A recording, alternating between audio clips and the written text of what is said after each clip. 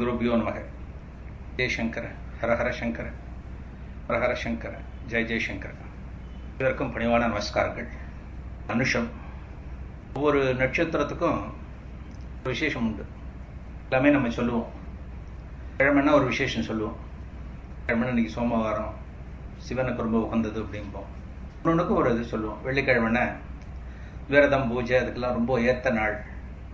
உபவாசங்கள்லாம் இருக்கிறதெல்லாம் வெள்ளிக்கிழமை ரொம்ப நல்லதுன்னு சொல்லுவாள். இதே போல 27 நட்சத்திரங்கள்ல அனுஷத்துக்கு ஒரு சிறப்பை மகாபெரியவர் கொடுத்துருக்கார். ஒன்றும் காரணம் இல்லை. சுவாமிகள்னால அனுஷ நட்சத்திரத்துக்கு ஒரு சிறப்பு. கோவில்லே பார்த்தேன்னா, கோவிலில் ஒரு அர்ச்சனை பண்ண போறோம் அப்படின்னா சிவாச்சாரியார் நமக்கு கோத்திரம் பேர் எல்லாம் கேட்பார். சொல்லிட்டு அனுஷன்னா கொஞ்சம் நிமிர்ந்து பார்ப்பார். நான் 1-2 கோவிலில் பார்த்துருக்கேன். இந்த அனுஷம்னு சொல்றவால இந்த வயசான சிவாச்சாரியை நிமிர்ந்து பார்ப்பார். பார்த்துட்டு சொல்லுவார், மகா சுவாமிகள் நட்சத்திரம் அப்படின்னு சொல்லிட்டு போவார். அது ஒரு பெருமை. அது அந்த அனுஷ நட்சத்திரம் அங்கிறது ரொம்ப ஒரு நட்சத்திரமா அமைஞ்சு போச்சு இன்னைக்கு. போல ஒரு நாள்ல நம்ம மகா சுவாமிகளை நினைக்கிறது அப்படிங்கிறது இது கொஞ்சம் கூடுதல் சிறப்பு. நாளுமே ஆத்துல சாப்பிடுவோம், பண்ணுவோம், ஏதோ பண்ணுவோம். தீபாவளின்னா ரொம்ப விசேஷம் இல்லையா? நிறைய ஸ்வீட் பண்ணி நிறைய சாப்பிடுவோம். அப்புறம் டாக்டர்கிட்ட போவோம். அது வேற, அது கணக்கில் வராது. அதே போல அனுஷத்தன்னைக்கு மகா சுவாமிகளை நினைக்கிறது, அவரை பத்தி பேசுறது அப்படிங்கிறது கொஞ்சம் கூடுதல் சிறப்பு. மகானோட நினைவுல நம்ம இருந்துட்டு இருக்கோம் அப்படிங்கறது நமக்கு ஒரு பெரிய பலம், பெரிய அசப்ட்னு வச்சுக்கலாம். இது போன்ற ஒரு அருமையான நாள்ல மகா சுவாமிகள் மகா பெரியவா மகிமை அப்படிங்கிற தலைப்புல பேச கிடைக்கிறதுங்கிறது ஒரு பெரிய பாக்கியம் எனக்கு. இத்தகைய ஒரு பாக்கியத்தை கொடுத்த காஞ்சி மகா சுவாமிகளுக்கு என்னோட பணிவான திருவடிகளுக்கு அனைத்து கோடி நமஸ்காரத்தை தெரிவித்துக் கொள்கிறேன். அந்த அனுஷம் அப்படின்னு சொல்லும் போது மகா சுவாமிகளோட ஜென்ம நட்சத்திரம். அந்த ஜென்ம நட்சத்திரத்துல உதிச்சவாள்லாம் மகா சுவாமிகள் ஒரு கருணையா பார்ப்பாராம். 1-2 இன்சிடென்ட்லாம் இருக்கு. மகா சுவாமிகள் சட்டுன்னு கேட்பாராம், ஒரு குழந்தை வந்திருக்குமா, ஒரு அம்மா வந்திருப்பார், அந்த குழந்தை அனுஷ நட்சத்திரமா அப்படின்னு கேட்பாள மகா சுவாமிகள். தாயார் ரொம்ப ஆச்சரியத்தோட சொல்லுவாங்க, ஆமா அனுஷ நட்சத்திரம் தான் அப்படின்னு சொல்லுவாங்க. நிறைய சம்பவங்கள்லாம் இருக்கு. ஒவ்வொரு மாசம் கடைசி வியாழக்கிழமை அன்னைக்கும் அனுஷத்தனைக்கும் இந்த இடத்துல மகா சுவாமிகள் மகிமைகள் அப்படிங்கிற தலைப்புல பேசுறேன். மகானை பத்தி பேசுறது அப்படிங்கிறது ஒரு பெரும் பேரு அப்படின்னு தான் சொல்லணும். மகான் பத்தி பேச ஒரு நல்ல கருத்துக்கள் சொல்றது அப்படிங்கிறது ஒரு பெரிய பாக்கியமா தான் நான் நினைக்கிறேன். சுவாமிகளோட ஒரு அருள் இல்லாம, ஒரு கருணை இல்லாம இந்த மாதிரி இடத்துல உட்காந்து பேச முடியாது. இவ்வளவு பேர் கேட்க முடியாது. மகா சுவாமிகள் மனசு வச்சார்னா நிறைய அவரோட வாழ்க்கையில நடந்த சம்பவங்கள்லாம் நாம பார்க்கும்போது ஒவ்வொரு பக்தாளுக்கும் எப்படி ஒவ்வொரு விஷயத்திலையும் ஒரு அனுகிரகம் பண்ணியிருக்கார். தெரிஞ்சவா, தெரியாதவா, மடத்துக்கு வரவா, மடத்துக்கு வராதவா, அவர் கஷேத்ராடனம் ஒவ்வொரு இடத்திலையும் மகா சுவாமிகள் எல்லாருக்கும் எப்படியெல்லாம் ஒரு மிகப்பெரிய கருணை பண்ணியிருக்கார் அப்படிங்கிற அவரோட இந்த வரலாற்று நிகழ்ச்சிகள், அவர் வாழ்ந்த காலத்தோட சரித்திரத்தெல்லாம் நம்ம புரட்டி பார்த்தோம் அப்படின்னா ஆச்சரியமா இருக்கு, அதிசயமா இருக்கு. மகா சுவாமிகள் மாதிரி ஒரு மகான் சீப காலத்துல ஒரு 100 ஆண்டு காலத்துல இருந்திருக்காரா அப்படிங்கிறது ரொம்ப விரல் விட்டு எண்ணிடலாம். மகா சுவாமிகளுக்கு ஒரு கம்பேர் பண்ணக்கூடிய, மகா சுவாமிகளோடு ஒரு ஒப்பிடக்கூடிய ஒரு மகான் சமீப காலத்துல இருந்திருக்காரா அப்படின்னா இல்லைன்னு தான் சொல்ல முடியும். நமக்கு தெரிஞ்சு இல்லை. மகா சுவாமிகள் எப்பவுமே என்னன்னா அவரோட பார்வை ஏழைகள் மேலதான் இருந்திருக்கு. கஷ்டப்படுற சமூகத்தை மேல கொண்டு வரணும், சம்ரக்ஷணம் நன்னா வளரணும், செழிக்கணும் போல சில நற்கருத்துக்கள் தான் அவரோட வாழ்க்கையில, அவர் போராட்டங்கள்ல, ஒரு சத் சங்கத்துல நிறைய பேசியிருக்கார். மகா சுவாமிகள் ஒரு தடவை மடத்துல இருக்கும்போது 2-3 நாள் சாப்பிடவே இல்லை. மகா சுவாமிகளுக்கு ஒரு வயிற்றுல ஒரு லேசான ஒரு உபாதை, வலின்னு சொல்லலாம், ஒரு உபாதை. 3 நாளா பிக்ஷை எடுத்துக்கல. ரொம்ப சங்கடப்பட்டு இருந்தார். மகா சுவாமிகள் சங்கடப்படுறது பக்தாளுக்கு தெரியாது. அவர் கூட இருக்கிற இந்த பாலு மாதிரி சில கைங்கரியதாரர்களுக்கு அதெல்லாம் தெரியும். எப்பவுமே கூட இருக்கிறதுனால அவர்லாம் அப்சர்வ் பண்ணுவார். மகா சுவாமிகள்கிட்ட கேட்க முடியாது. ஒரு சாதாரணமா கேட்கிற மாதிரி சௌரியமா இருக்கல கேட்கறவன் மகா சுவாமிகள்கிட்ட கேட்க முடியாது. ஜெகத்குரு இல்லையா, கேட்கக்கூடாது. அந்த உபாதை பார்த்துட்டு அந்த பாலு என்ன பண்ணினாராம், ஆயுர்வேத டாக்டர், மடத்துக்கு ரொம்ப பரிச்சயமான ஒரு ஆயுர்வேத டாக்டர்கிட்ட சொல்லி ஒரு சிறப்பான ஒரு ஸ்பெஷலான ஒரு சூரணம் ஒன்று பண்ண வச்சார். ஒரு 40 விதமான மூலிகைகள் கலந்து. இப்ப நாம சாப்பிட்ற மருந்து மகா சுவாமிகளுக்கு கொடுக்க கூடாது. சாப்பிட்றதையும் மகா சுவாமிகள் எடுத்துக்க மாட்டார். அவருக்கு பிரத்யேகமா பண்ணணும். பிரத்யேகமா பண்ணினா எடுத்துப்பார் அப்படிங்கிற விஷயம் தெரிஞ்சு பாலு ஒன்று பண்ண ஒரு 40 விதமான மூலிகைகள் போட்டு சூரணத்தை எடுத்துட்டு மகா சுவாமிகள் இருக்கும்போது ஒரு மத்தியான வேளையில வந்த மகா சுவாமிகள்கிட்ட பிக்ஷை எடுத்துக்கல. அவஸ்தை அவருக்கு பார்த்தா தெரியறது. தெரிய மகா சுவாமிகள் தன்னோட அறையில் இருக்கார். அவரை பார்த்தா அந்த அவஸ்தை தெரியறது. மகா சுவாமிகள்கிட்ட வந்து, உங்க வயிற்று உபாதை போகிறதுக்காக டாக்டர்கிட்ட சொல்லி இந்த சூரணம் ரெடி பண்ணி கொண்டு வந்திருக்கேன். ரொம்ப பிரத்யேகமா தயார் பண்ணது. அதை ஸ்வீகரிச்சுக்கணும். நமஸ்காரத்தை பண்ணிட்டு சொல்லியிருக்கேன். சுவாமிகள் அந்த சூரணத்தை பார்த்தார். அவர் கீழே வச்சிருந்த அந்த பொட்டலத்தை பார்த்துட்டே இருக்கும்போது இந்த மடத்துல இருக்கக்கூடிய அந்த பசுமாடுகளை பார்த்துட்டு இருக்கிற ஒரு ஊழியர் ஒருத்தர் வேகமா உள்ளவர். அவருக்குள்ள மகா சுவாமிகள் பார்க்கலாம். அந்த உள்ளவர் வந்து மகா சுவாமிகள்கிட்ட சொல்றார், நமஸ்காரத்தை பண்ணிட்டு, ஏன் அந்த பசுமாடு ஒண்ணு நாளா வயிற்று வலியில அவஸ்தப்பட்டு இருக்கு. வச்சா சாப்பிடல, வைக்கல் வச்சா சாப்பிடல, தீவனம் வச்சா சாப்பிடல, எதுவுமே சாப்பிட மாட்டேங்குது. அந்த அவஸ்தையை பார்த்தா எனக்கு கண்ணில் தண்ணி வருது. மாட்டோட கண்ணுலயும் அப்பப்ப தண்ணி வந்துட்டு இருக்கு. என்ன பண்றதுன்னு தெரியலங்க ஐயா, உங்கள்கிட்ட சொல்லணும்னு தோணுச்சுன்னு ஒரு சாதாரணமான ஒரு லோக்கல் பாஷையில மகாபரிவாள்கிட்ட வந்து பேசுறேன். மகா சுவாமிகள் அந்த சூரணத்தை திரும்ப பார்க்கிறார். இந்த பொட்டலத்தை எடுத்துக்கோ, மாட்டுக்கு கொடு. உடனே ஏதானு வேற எதுலையானு கலந்து தீவனத்தோட கலந்து அந்த மாட்டுக்கு உள்ள கொடு, சாப்பிடும் அப்படின்னு மகா சுவாமிகள் சொன்னார். பிறகு அங்க பாலு அங்க நின்று இருக்க. அவர் எடுத்துன்னு போயிட்டார்.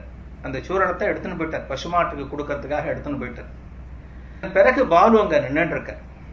பாலுவை பார்த்து சொல்றார், நீ ரொம்ப ஸ்ரத்தையா இந்த சூரணத்தை எனக்காக பண்ணி கொண்டு வந்த.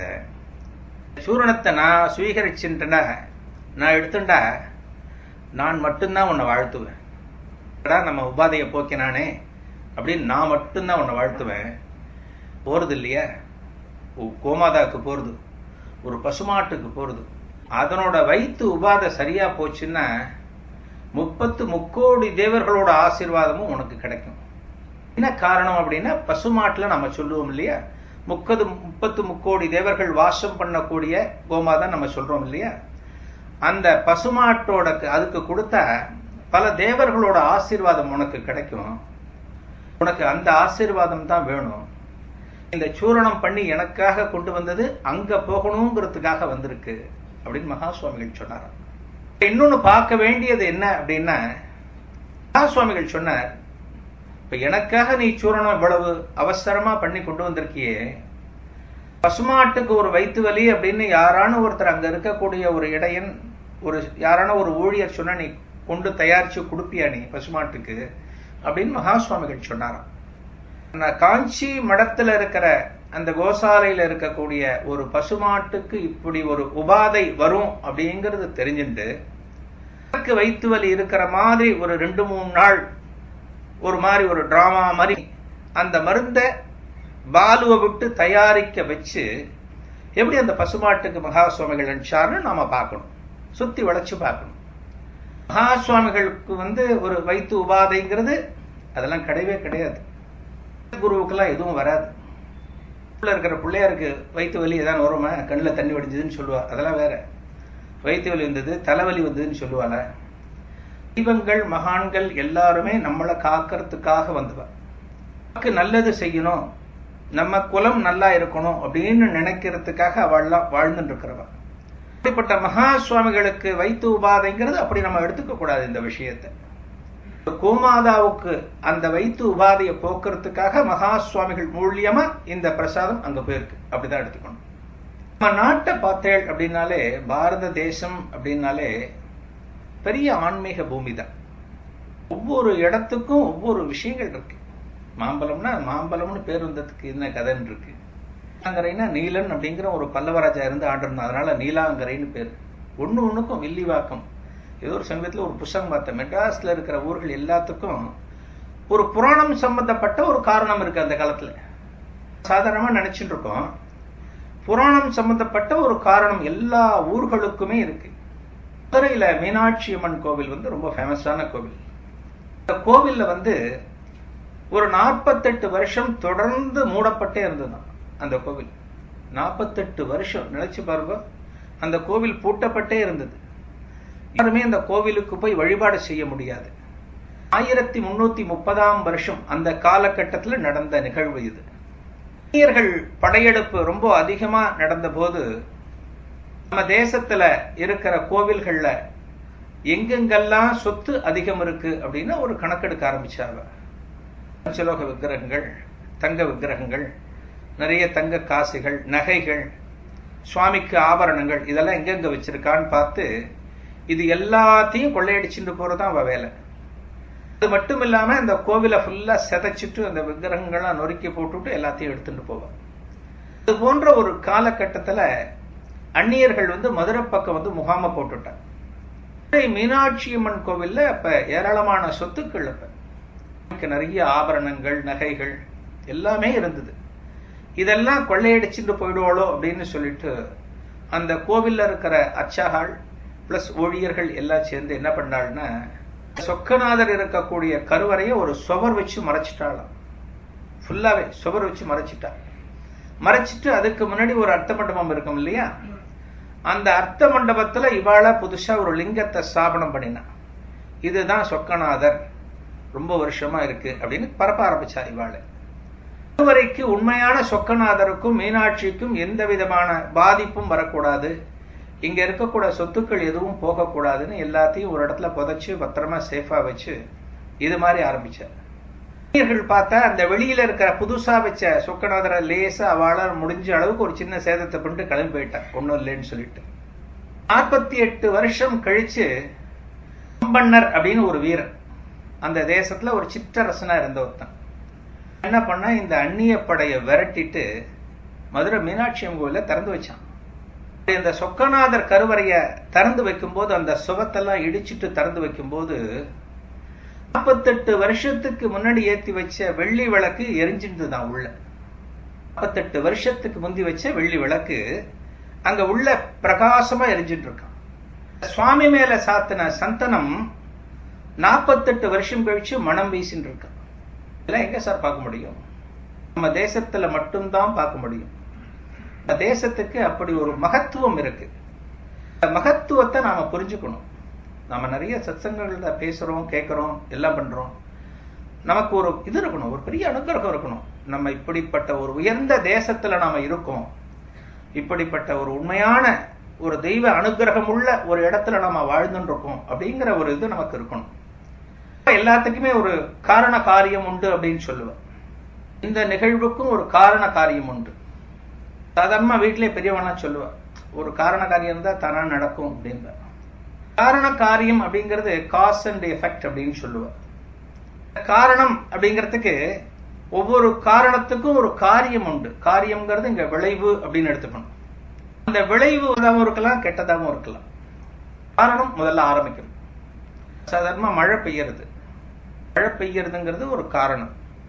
காரியம் அப்படிங்கிறது இங்க என்னன்னா, ஒரு நல்ல காரியம், அந்த மழையினால ஒரு நல்ல காரியம் நடந்ததுன்னா நீர்நிலைகள் நிறையணும், வயலுக்கு தேவையான அளவு தண்ணீரை கொடுக்கணும், அது நல்ல காரியம். மழை ரொம்ப பெஞ்சு ஃபுல்லா அழிச்சு கொடுத்துன்னு வச்சுக்கோங்க, அது மோசமான காரியம். அது ஒரு வாத்தியார் இருக்கார், படிப்பு சொல்ல தர வேண்டியது ஒரு காரணம். காரியம் அப்படிங்கிறது அந்த பசங்க நன்னா படிக்கணும், அந்த வாரத்தை கிரகிச்சு வாத்தியார்ட்ட சந்தேகம் இருந்தா கேட்டு பண்றதுங்கிறது ஒரு காரியம். அது போல பெரியவா பக்திங்கிறது ஒரு காரணம், பெரியவா மேல பக்தி இருக்கணுங்கிறது ஒரு காரணம்.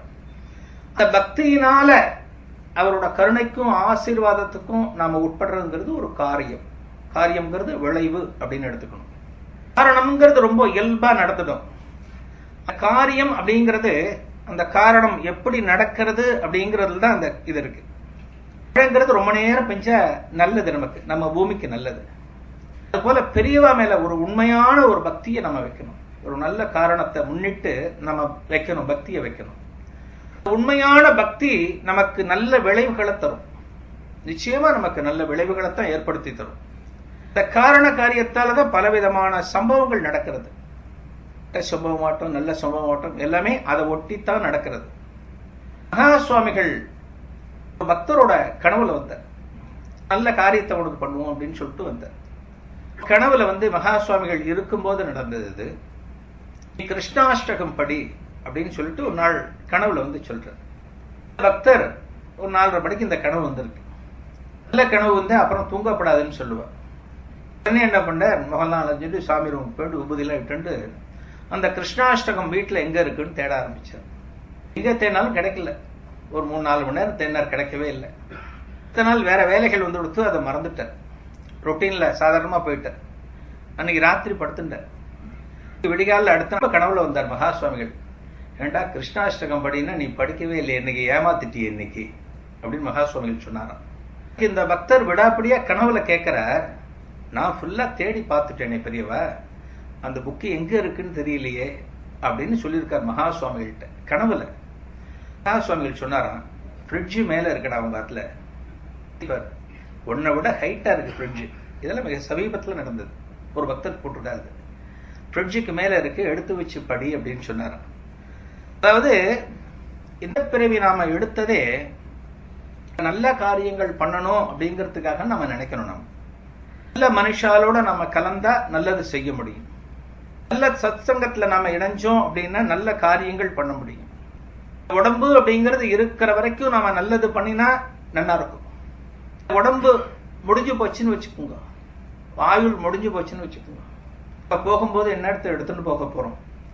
நம்ம இன்னைக்கு பல பொருட்கள் வச்சுன்னு வாழ்ந்துட்டு இருக்கோம். கார் வச்சுட்டு இருக்கோம், பைக் வச்சுட்டு இருக்கோம், ஃப்ரிட்ஜ் வச்சுட்டு இருக்கோம், டிவி எவ்வளவோ வச்சுட்டு இருக்கோம். எதையான ஒண்ணு எடுத்துட்டு போக முடியுமா? மேல யோசிச்சு பாருங்க. நம்ம கூட எதை எடுத்துட்டு போக முடியும்? எதுவுமே எடுத்துட்டு போக முடியாது. இந்த பொருளும் நான் தலோடு மேல. மிக பிரபலமான ஒரு பணக்காரன், பணக்காரனுக்கு ஃபைல் டேட் வந்துடுது, எக்ஸ்பைரி டேட் வந்துடுது, முடிய போறது அவனோட ஆயுள். நிக்கிறான் வாசல். முடிஞ்சு போச்சு ஆயுள், சீக்கிரம் கிளம்பி வா, வேற ஏதாவது ட்ரெஸ் வேணா போட்டுருந்தா போட்டுக்கோ, வாயை கூட உட்காந்து போகணும் மேல அப்படின்னு எமன் கூப்பிடுற கேட்கிற. சரி நான் வந்துடுறேன், ஒரு 1 மணி நேரம் மட்டும் எனக்கு கொடு. 1 மணி நேரத்தில் நான் எந்த அளவுக்கு எனக்கு மனசுக்கு என்னென்ன தோன்றதோ அதெல்லாம் நான் பண்ணி முடிச்சிடுறேன். கேசரி சாப்பிடணும்னு ஆசையா இருக்கு, நான் பண்ண சொல்லி சாப்பிடுறேன். வேற ஏதாவது டிவியில் இந்த மியூசிக் கேட்கணும்னு ஆசையா இருக்கு, அதை கேட்டு விடுறேன். ஒரு 1 மணி நேரம் எனக்கு டைம் கொடு அப்படின்னு யமதர்மன்ட்ட கேட்டாரு. சான்ஸே இல்லை அப்படின்னாரான் யமதர்மன். அதுல பாதி கொடு, 1/2 மணி நேரம் கொடு, நான் உனக்கு எவ்வளவு பணம் வேணாலும் கொடுக்குறேன். நம்ம ஆளுங்கிறது கடைசி அங்க போய் தான் வைப்பா, பணத்துலதான் செக் வைப்பா எப்பவுமே. உனக்கு எவ்வளவு வேணாலும் என்கிட்ட இருக்கு, சான்ஸே இல்லை அப்படின்னாரா. 10 நிமிஷம் கொடு, 10 நிமிஷத்துல நான் என்ன சிந்திக்க முடியும்னு பாக்குறேன், ஒரு நல்லது ஏதாவது செய்ய முடியுமா அப்படின்னு யோசிச்சு பாக்குறேன். எல்லாமே காலம் கடந்து போச்சு, இனிமே எதுவுமே பண்ண முடியாது அப்படின்னு சொன்ன பிறகு ஒரு 10 நொடி மட்டும் எனக்கு கொடு, 10 வினாடி மட்டும், 10 செகண்ட்ஸ் மட்டும் எனக்கு கொடுன்னு கேட்டாரா அந்த பிரபலமான பணக்காரர். சரி எடுத்துக்கோ, என்ன பண்றியோ 10 செகண்டுக்குள்ள முடிச்சிடும் அப்படின்னாரா. பணக்காரர் ஒரு டைரியில எடுத்து ஒரு பேனாவில் எழுதி வச்சாராம், உலகத்துல இருக்கும் என்னென்ன நல்லது பண்ண முடியுமோ தயவு செஞ்சு எல்லாரும் பண்ணுங்க, போகும்போது இதையும் கொண்டு போக முடியாது, இதுவும் நாட் அலோட், யமதர்மன் சொல்லிட்டான் என்கிட்ட அப்படின்னு எழுதி வச்சுட்டு டைரி க்ளோஸ் பண்ணிட்டு அவனோட கிளம்பி போயிட்டான். போகும்போது எந்த பொருளும் நம்ம கூட வராது. என்ன பண்ணிருக்கோமோ பாவம் புண்ணியம் அது மட்டும்தான் நம்ம கூட வரும். அதெல்லாம் ஒரு பிக்சட் டெபாசிட் மாதிரி. பிக்சட் டெபாசிட்டாவது அப்பப்ப எடுக்கலாம், இது எடுக்க முடியாது. இது சேர சேர சேர சேர நம்ம மேல போகும்போது நமக்கு சில நல்லதுகள் அந்த இடத்துல காத்துட்டு இருக்கும். உடம்பு போயிடுத்துனா என்ன இதுன்னு யோசிச்சு பாருங்க, ஒண்ணுமே கிடையாது. இந்த உடம்பை யாரான மதிப்பாள? இருக்கிற வரைக்கும் எல்லாம் செய்வா, எல்லாம் சொல்லுவா, எல்லா பேச்சும் பேசுவா, இந்திரனெம்பா சந்திரனெம்பா எல்லாம் பண்ணுவா. ஆனா இந்த உடல் பல நல்ல விஷயங்களை செஞ்சு போயாச்சுன்னா பாப்பா நல்லா வாழ்ந்தாங்க, நல்ல தானம் பண்ணாங்க, கிடைக்கிற அந்த பேர் மட்டும் எந்த அளவுக்கு ஒரு வசதியா இருக்குன்னு பாருங்க. 4 பேர் நம்ம நல்ல விதமா புகழும்படியா வாழணும். இதெல்லாம் மகா சுவாமிகள் தன்னோட வாழ்க்கையில நிறைய கருத்துக்கள் சொல்லியிருக்கார். மனுஷனுக்கு அந்த சிந்தனை வரணும், தர்ம சிந்தனை வரணும். நான் மட்டுமே அனுபவிக்க கூடாது, நான் மட்டும் எதையும் அனுபவிக்க கூடாது. மேல போகும்போது நல்ல விதமா போகணும், நல்ல விதமா பாராட்டணும், பாதி பேர் பாராட்டணும். 2 ஃப்ரெண்ட்ஸ் இருந்தா, 2 நண்பர்கள் இருந்தா, நடந்து போயிட்டு இருக்கான். அந்த 2 ஃப்ரெண்ட்ல ஒருத்தன் நடந்து போயிட்டு இருக்கான். ஒரு மழை காலம் இது. இருக்கும்போது கொடை வச்சுட்டு இருக்கான் கையில, மழையில கொடையை பிடிச்சின்னு போயிட்டு இருக்கான். இன்னும் ஒரு இடத்துல எங்கேயோ இடமா காலை விட்டான். மெட்டா தான் தெரியுமே நமக்கு. ஒரு இடத்துல காலை விட்டா செருப்பு அருந்து கொடுத்து. செருப்பு என்னன்னா கொஞ்சம் புது செருப்பு, அப்பதான் வாங்கியிருக்கான். அளவே 399 ரூபா கொடுத்து வாங்கிட்டு வந்திருக்கான். ஒரு வாரம் தான் ஆறுது. செருப்பு அப்படியே அங்க போட்டுட்டு போறதுக்கு மனசு வரல அவனுக்கு. செருப்பை காலில் மாட்டின்டும் நடக்க முடியாது. ஒரு கையில கொடைய பிடிச்சிட்டு வேற வழி இல்லாம அந்த 2 செருப்பையும் கையில வச்சுட்டு வீட்டுக்கு போக முடியுமான்னு போயிட்டு இருக்கான்.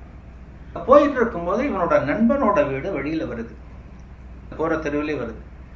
அடடா, இவனோட இந்த செருப்பை வச்சுட்டு போகலாமே, எடுத்துக்கலாம் மழை விட்ட பிறகு அப்படின்னு ஒரு சின்ன யோசனை. மழை கொட்டுறது. வீட்டுக்கு போறான். முன்னாடி ஒரு ஷெட்டு போட்டிருக்கு. வீட்டுக்குள்ள போறான். நண்பனும் இருக்கான். என்னடா இந்த மழையில வந்திருக்க அப்படின்னா, இல்ல மழையில வந்தேன், செருப்பு அருந்து போச்சு, ரூபா செருப்பு இது, இங்க போட்டுட்டு போறேன், காலில் வந்து நான் எடுத்துன்னு போயிடுறேன், எங்கேயானு தச்சு வீட்டுக்கு எடுத்துன்னு போயிடுறேன், இப்ப நான் செருப்பு இல்லாம நடந்து போயிடுறேன் அப்படின்னு சொல்லியிருக்கேன். தாராளமா போட்டு பையன், இதெல்லாம் என்னடா கேட்கணும் அப்படின்னு நண்பன் சொல்லியிருக்கான். அடுத்த நாள் காலையில வந்து செருப்பை எடுத்துன்னு போயிட்டு மழை விட்ட பிறகு தச்சு போட்டுட்டான். ஒரு வாரம் கழிச்ச பிறகு, ஒரு கற்பனை தான் இது, ஒரு வாரம் கழிச்ச பிறகு நண்பனோட ஒரு மாமா ஒருத்தர் செத்து போயிட்டார். அதே மாதிரி பாடி எடுத்துன்னு வந்துட்டு இருக்கான் அந்த ரோட்ல. திடீர்னு மழை கொட்டுறது. அந்த நண்பனோட வீட்டுக்குள்ள போய் இந்த பாடியை ஒரு 8 மணி நேரம் இங்க வச்சுக்கோட, நாளைக்கு நான் எடுத்துக்கிறேன்னு சொல்ல முடியுமா? வச்சுட்டு தான் போயேன்டா அப்படின்னு சொல்லுவானா யாரான்னு? நான் அப்படின்னான்னு திட்டுவான், வாய்க்கு வந்தபடி திட்டுவான். முதல்ல இதை தூக்கி இங்க இருந்து கிளம்புனி, முதல்ல தூக்கின்னு கிளம்பு அப்படின்பான். ஒரு பிஞ்ச செருப்புக்கு இருக்கக்கூடிய ஒரு மதிப்பு இறந்து போன உடம்புக்கு கிடையாது சார், சரீரத்துக்கு கிடையாது.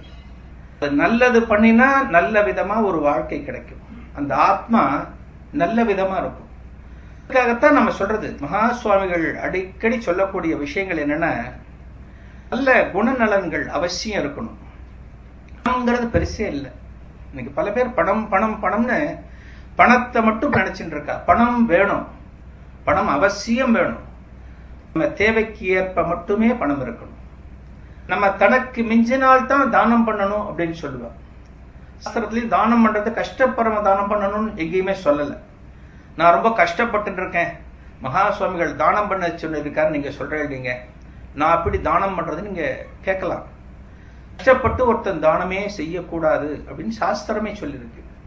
கஷ்டப்பட்டு எதுவுமே பண்ணக்கூடாது. வசதி வாய்ப்புகள் இருக்கிற எல்லாருமே தானம் பண்ணணும். எந்த வேணாலும் பண்ணலாம். விஷய தானம் பண்ணலாம், பொருள் தானம் பண்ணலாம், ஞானத்தை தானம் பண்ணலாம், எவ்வளவு வேணாலும் தானம் பண்ணலாம். அந்த தானம் அப்படிங்கறத நம்மளோட அசட்ல வந்து சேர்ந்துட்டே இருக்கும். இந்த தையற்காரிலாம் கிராமத்துல கோடு போட்டு இருப்பாங்க, அது மாதிரி ஒரு கோடு போட்டு அசட் மாதிரி சேர்ந்துட்டே இருக்கும். அந்த விஷயங்கள் தான் நமக்கு ரொம்ப ஒரு காலத்துல பெரிய இதுவா கொண்டு வரும். பேர்பட்ட மகா பெரியவா முறை ஆந்திரால ஒரு கிராமத்துக்கு போயிருந்த. ஆந்திரால ஒரு கிராமத்துல முகாம் இருக்க. அந்த ரொம்ப சின்ன கிராமம் அது. வெயில் காலம். வெயில் காலம் அப்படிங்கறதுனால ஆந்திரால சில இடங்கள்லாம் ரொம்ப தண்ணிக்கு கஷ்டப்படக்கூடிய இடங்கள்லாம் நிறைய உண்டு. மகா சுவாமிகள் முகாம் இருக்கிற அந்த கிராமம் ரொம்ப தண்ணியில வறட்சியான ஒரு காலகட்டத்தில் இருந்துட்டு. மகா சுவாமிகள் இருக்கக்கூடிய அந்த கிராமத்துல வந்து ஒரே ஒரு சின்ன குட்டை தான் அங்க இருக்கக்கூடிய ஒரே நீர் ஆதாரம். ரொம்ப சின்ன குட்டை. ஒருத்தர் இறங்கினா காலளவுக்கு தான் ஜலம் இருக்கும், அதுல தண்ணி வந்துட்டே இருக்கும். இந்த ஒரு குட்டையிலேயே தன்னோட கார்த்தானம் எல்லாத்தையும் முடிச்சுட்டு அங்க 1 மணி நேரம் அந்த கிராமத்துல இருந்துட்டு அடுத்த கிராமத்துக்கு மகா சுவாமிகள் போயிட்டு இருக்காரு. அடுத்த கிராமத்துக்கு ஒரு மத்தியான வாக்குல போயிட்டார் மகா சுவாமிகள். இந்த கிராமத்துல கொஞ்சம் நீர் ஆதாரம் கொஞ்சம் நன்னா இருக்கு. அங்க சிஷ்யா எல்லாம் அவரோட அனுஷ்டானங்கள் எல்லாம் பண்ணிட்டு இருக்க. மத்தியான வேளையில அந்த கிராமத்தை நோக்கி, மகா சுவாமிகள் தங்கி இருக்கக்கூடிய கிராமத்தை நோக்கி நிறைய மாட்டு வண்டிகள் வருது. மாட்டு வண்டிகளுக்கு பின்னாடி கிராமத்துக்கார நிறைய பேர் நடந்து வந்துட்டு இருக்க. இந்த மடத்துல இருக்கக்கூடிய இந்த இங்க முகாமிட்டு இருக்கக்கூடிய காஞ்சி மடத்தோட ஊழியர்களுக்கு ஆச்சரியம், யார் இவாள்லாம் எங்கேருந்து வர முன்னறிவிப்பு கொடுப்பா. இந்த கிராமத்துல இருந்து நாங்க இதை கொண்டு வந்து தரோம், ஒரு 2 வண்டியில கொண்டு தருவா அப்படின்லாம் சொல்லுவார். அன்னைக்கு ஒரு 15-20 வண்டிகள் வந்துட்டு இருக்கு. எல்லா வண்டியிலையும் சாமான்கள் இருக்கு, மளிகை சாமான்கள் இருக்கு, பருப்பு இருக்கு, அரிசி இருக்கு, காய்கறி இருக்கு, இலை இருக்கு, எல்லா பொருட்களும் இருக்கு. அந்த வண்டி மகா சுவாமிகள் தங்கியிருந்த இடத்தோட வாசல்ல வந்து நின்னுது.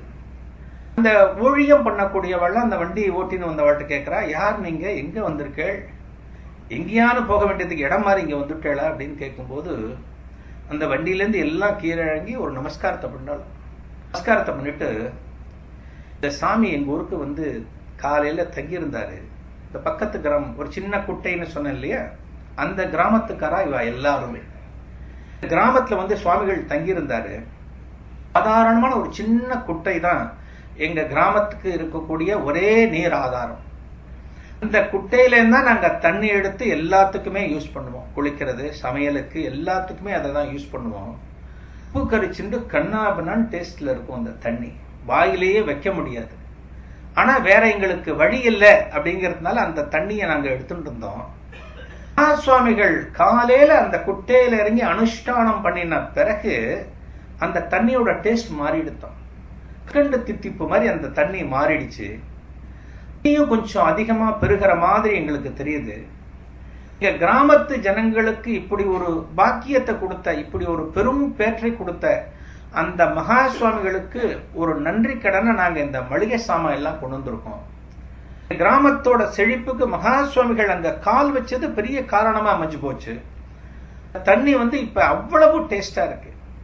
அதுக்காக நாங்க சாமான் எடுத்துட்டு வந்திருக்கோம். அரிசி, பருப்பு, காய்கறி இதெல்லாம் நீங்க எடுத்து வச்சு மகா சுவாமிகளை தரிசனம் பண்ற பக்தர்களுக்கு நீங்க சாப்பாடு போடணும், நிறைய அன்னதானம் போடணும்னு ஒரு கிராமத்துக்காரா வந்து சொல்றாங்க. இந்த மடத்தோட அந்த கைங்கரியம் பண்ணக்கூடிய அந்த ஊழியர்களுக்கு ஆச்சரியம் தாங்க முடியல. மகா சுவாமிகளுக்கு விஷயம் போறது. விஷயம் போன பிறகு எல்லா பக்தர்களும் உள்ள போய் மகா சுவாமிகளுக்கு நமஸ்காரம் பண்ணி பிரசாதம் வாங்கிக்கிறார். பிரசாதம் வாங்கின பிறகு கேட்கிற, எத்தனை பேருக்கு இந்த இந்த எல்லாம் வச்சு சமைச்சா எத்தனை பேர் சாப்பிடும்படியா வரும் அப்படின்னு மகா சுவாமிகள் கேட்கிறார். ஒரு 200-250 பேர் சாப்பிடலாம் இதை சமைச்சா அப்படின்னு சொல்றார். மகா சுவாமிகள் சொல்றாரா, அது எல்லாத்தையும் வச்சு சமையல ஆரம்பிச்சுடுங்கோ, உடனே சமைக்க ஆரம்பிச்சுடுங்கோ, அந்த வஸ்துக்கள்லாம் எடுத்து வைக்க வேண்டாம், உடனே சமையல் ஆரம்பிச்சுடுங்கோ அப்படின்னு இந்த மடத்து ஊழியர்களுக்கு சொன்னேன். மடத்து ஊழியர்களுக்கு என்ன சொல்றதுன்னு தெரியல. ஏன்னா அப்ப அவ்வளவு பேர் அங்க கிடையாது. 200 பேர் சாப்பிடறதுக்கு சமைச்சு வச்சு இப்படி ஒரு கிராமத்துல யார் வருவா, யார் சாப்பிடுவா, சாப்பாடு வேஸ்டா போயிடுமோ அப்படின்னு சொல்லிட்டு அவளுக்கு ஒரு கவலை, அந்த ஊழியர்களுக்கு ஒரு கவலை, மடத்தோட ஊழியர்களுக்கு.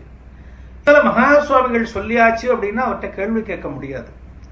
வந்து ஒரு ஆர்டர், ஒரு ஜீவோ மாதிரி அதை ஃபாலோ பண்ணித்தான் ஆகணும். பேஷா பெரியவா அப்படின்னு சொல்லிட்டு எல்லாம் அங்க போனா, பின்னாடி போனா கோட் அடுப்புல விறக வச்சா கடகடன்னு சாம்பார், ரசம், என்னென்ன வஸ்துக்கள் அவ கொண்டாலோ காய்கறிகள் எல்லாம் போட்டு சமையல் முடிச்சா. ஒரு 2 மணி நேரம் 2.5 மணி நேரம் வேர்வை வெளியே சமையலை முடிச்சா.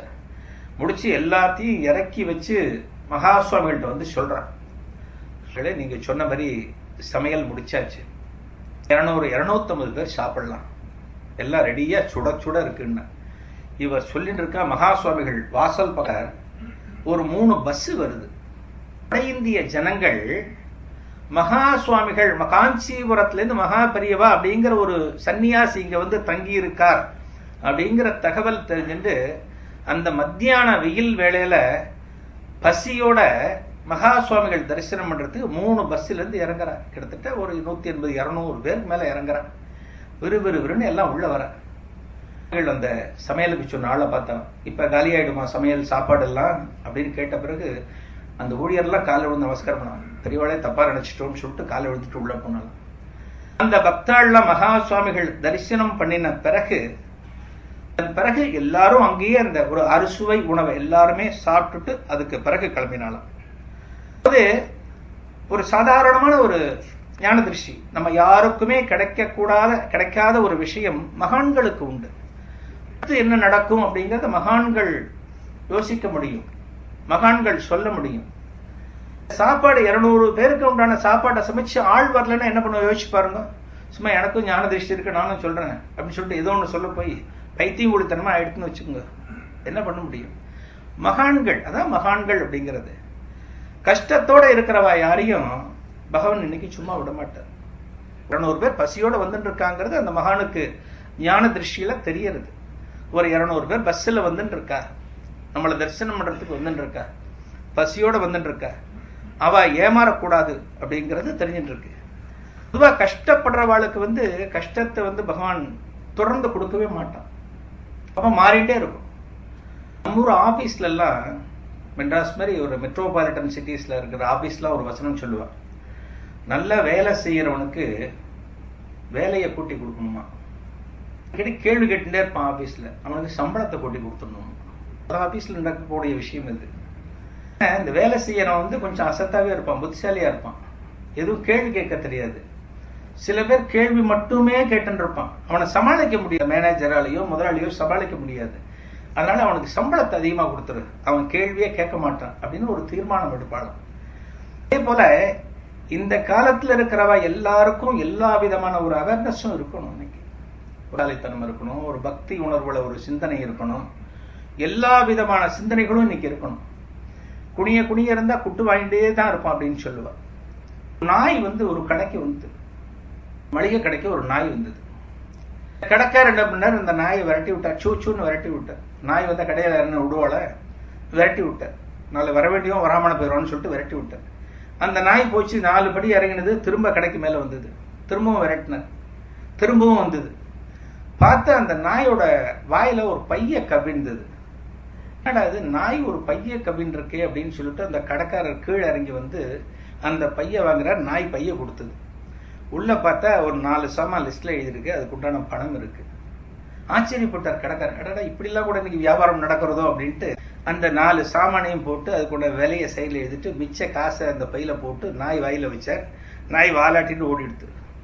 இந்த நாய் எங்க போறது, யார் வீட்டுக்கு போறது அப்படின்னு அந்த கடைக்காரருக்கு ஒரு ஆவல் வந்துடுது. கடையில ஒரு சின்ன பையனை வச்சுட்டு அந்த நாய் பின்னாடி போக ஆரம்பிச்சார்.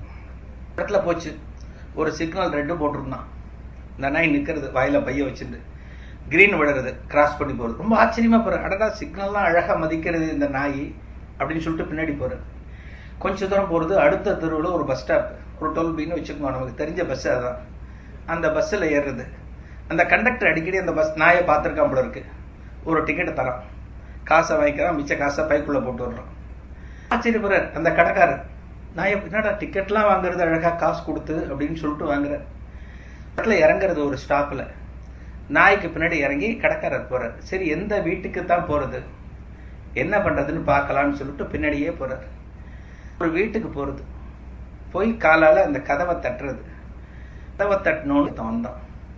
கதவை தந்துட்டு, ஏ சனியன சாவி எடுத்துன்னு போய் தொலைய வேண்டியதானே, ஐபிஎல் மேட்ச் பார்த்துட்டு இருக்கேன் உள்ள உட்காந்து, இப்போ கதவை தட்டுறேன் அப்படின்னு நானும்.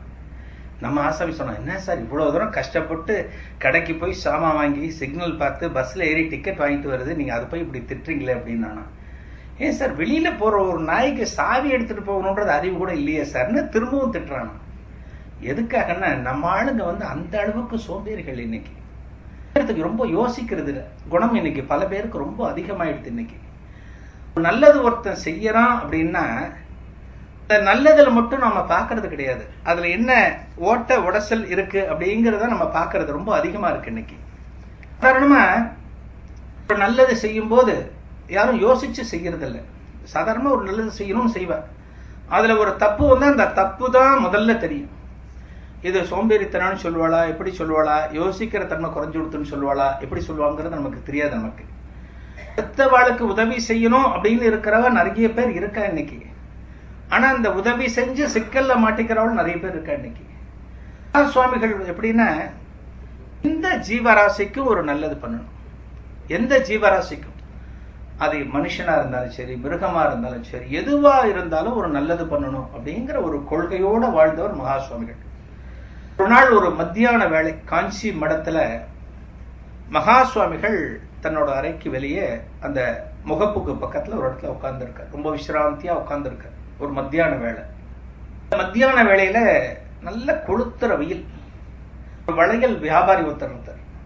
வளையல் வியாபாரி ரோட்ல வித்துட்டு போனவர் மடத்தை பார்த்துட்டு, கொஞ்ச நேரம் இங்க ஆஸ்வாசப்படுத்திட்டு போகலாம் இங்க அப்படின்னு சொல்லிட்டு உள்ள வர, உள்ள ஒரு விசிராந்தியா ஒரு இடத்துல அவரும் உட்கார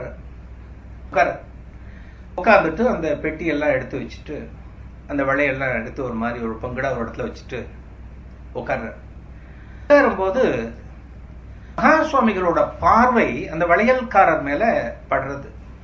சுவாமிகள் கொஞ்சம் தள்ளி உட்கார்ந்துட்டு இருக்காரு.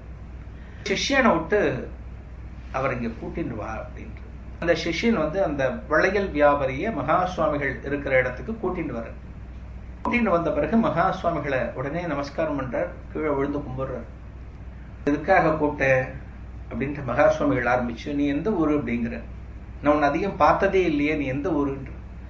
இதே ஊர் தான், இந்த பக்கம் அதிகம் வரமாட்டேன், வாசல்ல போகும்போதே நான் தரிசனம் பண்ணிட்டு போயிடுவேன், எனக்கு வியாபாரம் முக்கியம், எனக்கு வெயில் ரொம்ப அதிகமா இருக்கு, வியாபாரமும் சரியா ஆகல, எனக்கு மடத்துக்குள்ள கொஞ்சம் நிழலா இருக்குமே, கொஞ்சம் காத்தோட்டமா இருக்குமே அப்படின்னு சொல்லிட்டு உட்கார்ந்தேன். இது மாதிரி இன்னைக்கு எல்லாம் உட்கார்ந்து ஆரம்பிச்சா எங்கேயோ போடுவது, அது பண்ணக்கூடாது. இது அவர் சொல்றார், உட்கார்ந்து இருக்கிறேன் அப்படின்னு சொல்லிருக்காரு.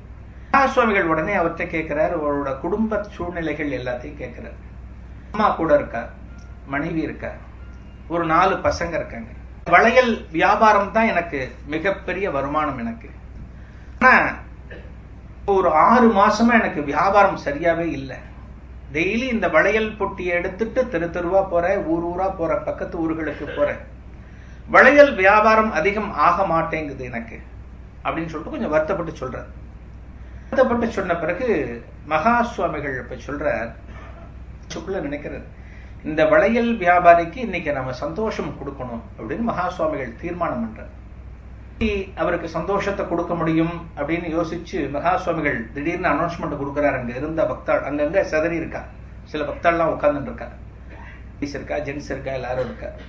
இன்னைக்கு வெள்ளிக்கிழமை இன்னைக்கு புது வளையல் வாங்கி போட்டுண்டா ரொம்ப விசேஷம். மடத்தை தேடியே இந்த வியாபாரி இங்க வந்திருக்க. எத்தனை வளையல் இருக்கோ அத்தனை வளையலையும் நாம வாங்கிக்கணும். வாங்கிட்டு இந்த மடத்துக்கு இன்னைக்கு வரக்கூடிய சுமங்கலிகள், பெண் குழந்தைகள் எல்லாருக்கும் இந்த வளையலை கொடுக்கணும் அப்படின்னு ஒரு அனௌன்ஸ்மெண்ட் கொடுக்குறாரு. அங்க இருக்கிற லேடிஸ்க்கெல்லாம் சந்தோஷம் தாங்க முடியல. என்னன்னா அந்த வளையல் மகா சுவாமிகள் அனுகிரகம் பண்ணி கொடுக்க போறது எல்லாருக்கும். யாரான ஒருத்தர் இதை வாங்கிக்குங்கோ, அவர்கிட்ட காசு கொடுத்து, எத்தனை வளையல் வச்சுட்டு இருக்காரோ அதை காசு கொடுத்து யாரான ஒருத்தர் வாங்கிக்கணும்னு நானின்னு போட்டி போட்டுன்னு ஒரு 3-4 பேர் முன்னாடி வந்தார். மகா சுவாமிகள் ஒருத்தருக்கு அந்த பாக்கியத்தை கொடுத்து அந்த வளையலை வாங்கிக்க சொன்னார். அந்த வளையல் வாங்கும் போது மகா சுவாமிகள் சொன்னார், அவரோட பெட்டியை காலியா, இன்னைக்கு வெள்ளிக்கிழமை வளையல் பெட்டி காலியா இருக்கக்கூடாது. வளையல்லாம் எடுத்தோன்னா ஃபுல்லா எடுக்க மாட்டேன், இதெல்லாம் கிளீன் பண்ண 4 வளையல் உள்ள வச்சுட்டு தான் எடுக்கணும். அதெல்லாம் ஒரு மங்களமான பொருட்கள், அதெல்லாம் அது காலியா இருக்கக்கூடாது. 1 டஜன் வளையல் அவர்கிட்டயே கொடுத்துருங்க, அவர் வளையல் வியாபாரி தன்னோட எடுத்துட்டு போகட்டும். இன்னைக்கு மடத்துல கிடைச்ச பிரசாதம்னு அவரோட மனைவி குழந்தைகளுக்கு கொடுக்கட்டும் அப்படின்னு சொன்ன பிறகு அந்த வளையல் அத்தனையும் வாங்கி அங்க இருக்கிற எல்லாருக்கும் கொடுத்து அன்னைக்கு பண்ணலாம். அன்னைக்கு சுவாமிகள் இது போல மடத்துக்கு வர சில ஏழைகள்லாம் டக்கு டக்கு டக்குன்னு ஜட்ஜ் பண்ணி அவளுக்கு என்ன தேவை, என்ன செய்யணும், ஒரு சாதாரணமான விஷயம். ஒரு வளையல் வியாபாரியை சந்தோஷப்படுத்துறதுங்கிறது அவன் ஆயுஷ்புறம் மறக்க மாட்டான். அந்த மடத்துக்கு போன அந்த விஷயத்த ஆயுஷ்புறம் அவன் மறக்கவே மாட்டான். ஒரு பெரிய ஆளுக்கு நம்ம செய்யறதை விட ஒரு சாதாரணமான ஒரு ஏழைக்கு சும்மா ஒருவேளை சாப்பாடு போட்டு பாருங்க, அவன் சொல்லிண்டே இருப்பான், அந்த சாப்பாட்டை சொல்லிண்டே இருப்பான். இன்னைக்கு காலம் எப்படி இருக்கு அப்படின்னா, எல்லாரும் மிச்சவாழ கொஞ்சம் மட்டமா நினைக்கிறது, ஒரு ஏளனமா நினைக்கிறது. ஒரு ஆபீஸ் ஆகட்டும், வீடாகட்டும், அவாவா வாழ்க்கையில இருக்கக்கூடிய ஒரு தரத்தை வச்சு அடுத்தவளை கொஞ்சம் மட்டமா நினைக்கிறதுங்கிறது இன்னைக்கு பல பேர் மத்தியில ஒரு எண்ணம் இருக்குது. நம்ம எப்படி இருக்கோமோ அப்படித்தான் நமக்கு மனைவிகள் வாய்ப்பார், நம்ம குழந்தைகளும் நாம எப்படி இருக்கோமோ அப்படித்தான் நடந்துக்கும். அதுக்காகத்தான் நம்ம சொல்றோம், அப்பா அம்மா வீட்டுல ஒழுங்கா இருக்கணும், நல்ல விஷயங்கள் சொல்லணுங்கிற காரணம் எதுக்காகன்னா அந்த குழந்தைகள் நல்லபடியா வளரணும். அந்த குழந்தைகள் நல்லபடியா வளர்றதுக்கு அப்பா அம்மா யோக்கியமா சுத்தமா இருந்தா தான் முடியும். அந்த நல்ல எண்ணம் வளர்க்கணும் அப்படின்னா அப்பா அம்மா சில நல்ல குணங்கள் வச்சுருக்கணும், தானம் பண்ணணும், நல்ல விஷயத்தை பேசணும், நல்ல விஷயத்தை சொல்லணும். ஒரு 2 முதலாளிங்க பேசியிருந்தார், எப்படிலாம் மட்டமா மனுஷால நினைப்பா அப்படிங்கிறதுக்கு ஒரு சின்ன உதாரணம். 2 பெரிய முதலாளிகள் பேசிட்டு இருக்கார். ஒருத்தர் சொல்றார், என்னோட வேலைக்காரன் ரொம்ப உலகத்திலே ரொம்ப முட்டாள், அந்த மாதிரி முட்டாள நீ எங்கேயுமே பார்க்க முடியாது அப்படின்னு. அந்த முதலாளியும் சாதாரணப்பட்ட ஆள் இல்லை, அப்படிலாம் இல்லை, எங்கிட்ட இருக்கிற ஆள் படுமுட்டாள், அவனை மாதிரி நீ எங்கேயுமே பார்த்துருக்க முடியாது அப்படின்னு சொல்றாலும். பிறகு அந்த முதல் ஆசாமி தன்னோட வேலைக்காரனை கூப்பிடுறான், கைத்திட்டீங்க வா அப்படிங்கிறானோ. அந்த பிறகு ஒரு 4 அணா காசு எடுத்து அவன்கிட்ட கொடுத்துட்டு உடனே கடைக்கு போய் ஒரு ஃபோர்டு கார் வாங்கிட்டு வா அப்படின்னாரு. சரி சாமி வாங்கிட்டு வந்துட்டு 4 அணா காசை பையில போட்டு அங்கேருந்து வந்து போயிட்டான். பத்திய வேலைக்காரன் 4 அணா கொடுத்தேன், ஃபோர்டு கார் வாங்கிட்டு வான்னு. ஞாயிற்றுக்கிழமை கேட்குமா, எங்க போய் வாங்குவோம், 4 அணாக்கு ஃபோர்டு கார் வாங்க முடியுமா, ஏதாவது யோசிச்சானா, போயிட்டான் பாரு அப்படின்னு. இரு அவசரப்படாத, இன்னும் நான் என் ஆளை கூப்பிடவே இல்லையே அப்படின்னு 2வது முதலாளி சொன்னாரான். இங்க வா அப்படின்னா அவன் வேலைக்காரன் கூப்பிட்டான். ஒரு ஒயிட் அண்ட் ஒயிட் போட்டுருந்தவன் இங்கேருந்து வந்தான், வேலைக்காரன் பக்கத்துல வந்தான். சொன்னாரான், நீ நேரம் நம்ம வீட்டுக்கு போ. சரிங்க சாமி போறேன், போய் நான் வீட்டுல இருக்கேனா இல்லையான்னு பார்த்துட்டு வா சொன்னாரான். சரிங்க சாமி நான் பார்த்து வந்துடுறேன்னு சொல்லிட்டு கிளம்பிட்டான். பயங்கர ஆளா இருக்கியாப்பா நீ, இப்படி ஒரு வேலைக்காரனை நீ வச்சிருக்கியே அப்படின்னு சொல்லிட்டு முதலாளி சரண்டர் ஆயிட்டான். நீ வச்சிருக்காள் பெரிய ஆள் தான் அப்படின்னு சரண்டர் ஆயிட்டானா. 2 வேலைக்காரனும் போயிட்டு இருக்காங்க. முதலாளிகள் எப்படி இருப்பானோ அப்படிதான் வேலைக்காரனும் இருப்பான். இந்த 2 வேலைக்காரனும் போயிட்டு இருக்கான். இவன் இப்படி போறான், அவன் இப்படி போறான். ஒரு ஜங்ஷன்ல 2 பேரும் மீட் பண்ணான். நீ அவன்கிட்ட தானே இருக்க, நீ அவன்கிட்ட தானே இருக்க அப்படின்னு. ஆமாமா அப்படின்னு. முதலாளிக்கு தான் சரியா அமையவே இல்லை. 4 அணா காசு கொடுத்தாரு, ஏதோ போர்டு வாங்கிட்டு வான்னு சொன்னாரு. என்ன போர்டு, பிளாக் போர்டா ஒயிட் போர்டா, என்ன போர்டுன்னே அவர் சொல்லலை அப்படின்னா முதலாளி. அதுக்கு அவன் சொன்னான், அதுவாது பரவாயில்ல, என்ன போர்டுன்னு கேட்டுக்கலாம். என்னோட முதலாளி என்ன சொன்னாரு, வீட்டுக்கு போய் அவர் இருக்காரான்னு பார்த்துட்டு வர சொன்னாரு. அவர்கிட்ட ஒரு செல்போன் இருக்குல்ல, செல்போன்ல வீட்டுக்கு போட்டா சொல்லுவாங்க இல்லையா அப்படின்னு அந்த ஆள் சொன்னான். இதுக்காக இது அப்படின்னா, இந்த காலத்துல நாம எப்படி இருக்கோமோ அப்படித்தான் நம்ம கீழே இருக்கிறவள்லாம் இருப்ப. நாம நல்ல சிந்தனைகள் நல்ல விஷயங்கள்லாம் மக்கள்கிட்ட நாம சொன்னோம் அப்படின்னா அதை ஃபாலோ பண்ணிட்டு நமக்கு நல்லது செய்வோம். நமக்கு சிந்தனைகள் வளரணும், வந்தாதான் நமக்கு ஆன்மீக எண்ணங்கள் நமக்கு பலப்படும். நமக்கு நம்ம எதுவுமே இல்லாம இந்த உலகத்துல நாமளும் ஒரு ஜந்து அப்படிங்கிற மாதிரி நாம இருந்தால் நமக்கு எதுவுமே பலன் கொடுக்காது. என்னன்னா எல்லார்கிட்டையும் எல்லா திறனும் இருக்கிறது கிடையாது. இன்னைக்கு ஏதோ ஒரு சக்தி தான் இருக்கு. பல்லுக்குன்னா பல்லுக்கு ஒரு டாக்டர், கண்ணுக்குன்னா கண்ணுக்கு ஒரு டாக்டர். அந்த காலத்துல இருந்தால பார்த்தேல, எல்லாத்துக்கும் ஒரே டாக்டர் தான் அந்த காலத்துல. இப்ப ஒண்ணு டாக்டர். இன்னைக்கு எல்லாம் பெருகி போச்சு. இன்னைக்கு 100 கிலோ அரிசி மூட்டை ஒருத்தன் தூக்குறான் அப்படின்னா அந்த அரிசி மூட்டை வாங்குறதுக்கு அவன்கிட்ட காசு இருக்காது, தூக்கத்தான் முடியும். 100 கிலோ அரிசி மூட்டையை நம்மளால ஒருத்தன் வாங்குவான், அவனால தூக்க முடியுமா? தூக்க முடியாது. ஒரு சக்தி தான் இருக்கும். நாம நமக்கிட்ட இருக்கக்கூடிய சக்தியை நாம எந்த அளவுக்கு வச்சுண்டு நாம நல்லது பண்ணுவோம் அப்படிங்கறத யோசிக்கணும். வீட்டுல மூட்டை மூட்டையே அரிசி இருக்கும், வயிற்றுல பசி இருக்காது, ஏதோ ஒரு வியாதி இருக்கும், சாப்பிட முடியாது. குடிசைகளை போய் பாருங்க, சாப்பாட்டுக்கு ஏங்கிட்டு இருக்கும் குழந்தைகள்லாம். இதுக்காகத்தான் சொல்லுவார் மகா சுவாமிகள் இந்த அன்னதானம் அப்படிங்கறத பத்தி நிறைய விஷயங்கள் சொல்லியிருக்காரு. அன்னதானம் ஏன் பண்ணணும், என்ன ஒரு முக்கியத்துவம் அப்படிங்கறத பத்தி நிறைய கதைகள் சொல்லியிருக்காரு. மகா சுவாமிகள் ஒரு தடவை கலவையில இருக்கும்போது அன்னதானத்தோட மகிமையை சொல்றதுக்காக ஒரு கதை சொன்னார். அதாவது கும்பகோணத்துல மாமாங்குளம் அப்படிங்கிறது தெரிஞ்சிருக்கும், மகாமக குளம் தெரிஞ்சிருக்கும். அந்த குளத்தோட ஒரு மேலண்ட கரையில இது மகா சுவாமிகள் கலவையில தன்னோட பக்தர்கள் மத்தியில ஒரு மகா சிவராத்திரி அன்னைக்கு சொன்ன கதை இது. அன்னதானத்தோட ஒரு சிறப்பு சொல்றதுக்கான கதை இது. பக்தர்கள் மத்தியில இருக்கும்போது மகா சுவாமிகள் சொல்றார், கும்பகோணத்துல மகாமக குளத்துல மேலண்ட கரையில மேல்கரையில குமரேசன் செட்டியார்னு ஒரு செட்டியார் இருந்தார், நாட்டுக்கோட்டை செட்டியார். அவரோட மனைவி பேர் சிவகாமி ஆச்சின்னு பேர். அந்த அம்மா பள்ளத்தூரை சேர்ந்தவர். அந்த செட்டியார் அந்த அவரோட தர்மபத்தினி 2 பேரும் ஒரு மனம் ஒத்த தம்பதிகள். மனசுல என்ன நினைக்கிறாளோ அதுபடி அவ நடந்துப்பார், அவ மனசுல என்ன இருக்கோ அதுபடி இவ நடந்துப்பார். 2 பேரும் இந்த ஆன்மீக காரியங்கள்ல ரொம்ப அதிக நாட்டம் உண்டு. ஒரு ஒத்தமாட்டு வண்டி வச்சுட்டு இருப்பாராம் அந்த குமரேசன் செட்டியார். இது 1938-39 நடந்ததுன்னு மகா சுவாமிகள் சொல்லியிருக்கார். ஒத்தமாட்டு வண்டியில கும்பகோணத்துல காவிரி ஆத்தங்கரைக்கு போயிட்டு காவிரி ஆத்துல ஸ்நானம் பண்ணிட்டு, அப்ப கும்பகோணம் மடத்துல மகா சுவாமிகள் முகாம் இருந்த காலம், ஒரு லாங் பீரியட் மகா சுவாமிகள் அங்க முகாம் இருந்தார். அந்த மடத்துக்கு மகா சுவாமிகள் அங்க தரிசனம் பண்ணிட்டு மேல்கரைக்கு மகாமக குளம் மேல்கரை வீட்டுக்கு வருவா. வீட்டுக்கு வந்த பிறகு அவளுக்கு அதிதி போஜனம் பண்ணணும், டெய்லி பண்ணணும். எதிர்பாரா விருந்தாளிகள், அதிதி போஜனம்னா எதிர்பாராம யார் வராளோ அவளுக்கு பண்ணணும். அந்த மாதிரி ஒரு போஜன முறைய ஃபாலோ பண்ணியிருந்தார். டெய்லி யாரான ஒருத்தர் 2 பேர் 3 பேர் யார் கிடைக்கிறாளோ, எத்தனை பேர் கிடைக்கிறாளோ அத்தனை பேருக்கு பண்ணி சாப்பாடு போட்ட பிறகுதான் இவா சாப்பிடுவார். குமரேசன் செட்டியாரும் சிவகாமி ஆட்சியும் சாப்பிடுவார். அந்த குளத்தங்கரை பக்கம் போயிட்டு யாரும் இருக்காளா பாப்பா, சில பேர் வீடு தேடி வருவா, இந்த இடத்துல போஜனம் நடக்கிறதுன்னு தெரிஞ்சுட்டு வருவா, அந்த இடத்துல சாப்பிடுவா. எப்படி சாப்பாடு போடுவாள் அப்படின்னா அதையும் மகா சுவாமிகள் சொல்றாராம். ஆற்றுல வச்சிருக்க மாட்டா, ரெடியா வச்சிருக்க மாட்டா. பேர் வராள்னா உங்க 2 பேருக்கு என்ன பிடிக்கும் அப்படின்னு தம்பதியர்கள் கேட்பாளாம். எனக்கு புடலங்காய் கூட்டு பிடிக்கும், குடமிளகாய் சாம்பார் பிடிக்கும்னு சொன்னா குடமிளகாயும் சாம்பார் மிளகாயும் வாங்கிட்டு வந்து ஆத்துல சமையல் பண்ணி அவளை வாசல்ல உட்காந்து வச்சு அவ காலம்பி விட்டு காலுக்கு புஷ்பங்கள்லாம் வச்சு அதுக்கு பிறகு உள்ள கூட்டின்னு வந்து சுட சுட பரிமாறுவாளாம். ஒரு மணி நேரம் வாசல் பெரிய திண்ணையில உட்கார்ந்துட்டு இருப்பாளாம். அந்த அதிதிகள் உட்கார்ந்துட்டு இருப்பாளாம். இது மாதிரி சமையல் பண்ணி போட்டுருந்தா பரவாளுக்கு என்ன விருப்பமோ அது மாதிரி சமையல் பண்ணி போடுறது.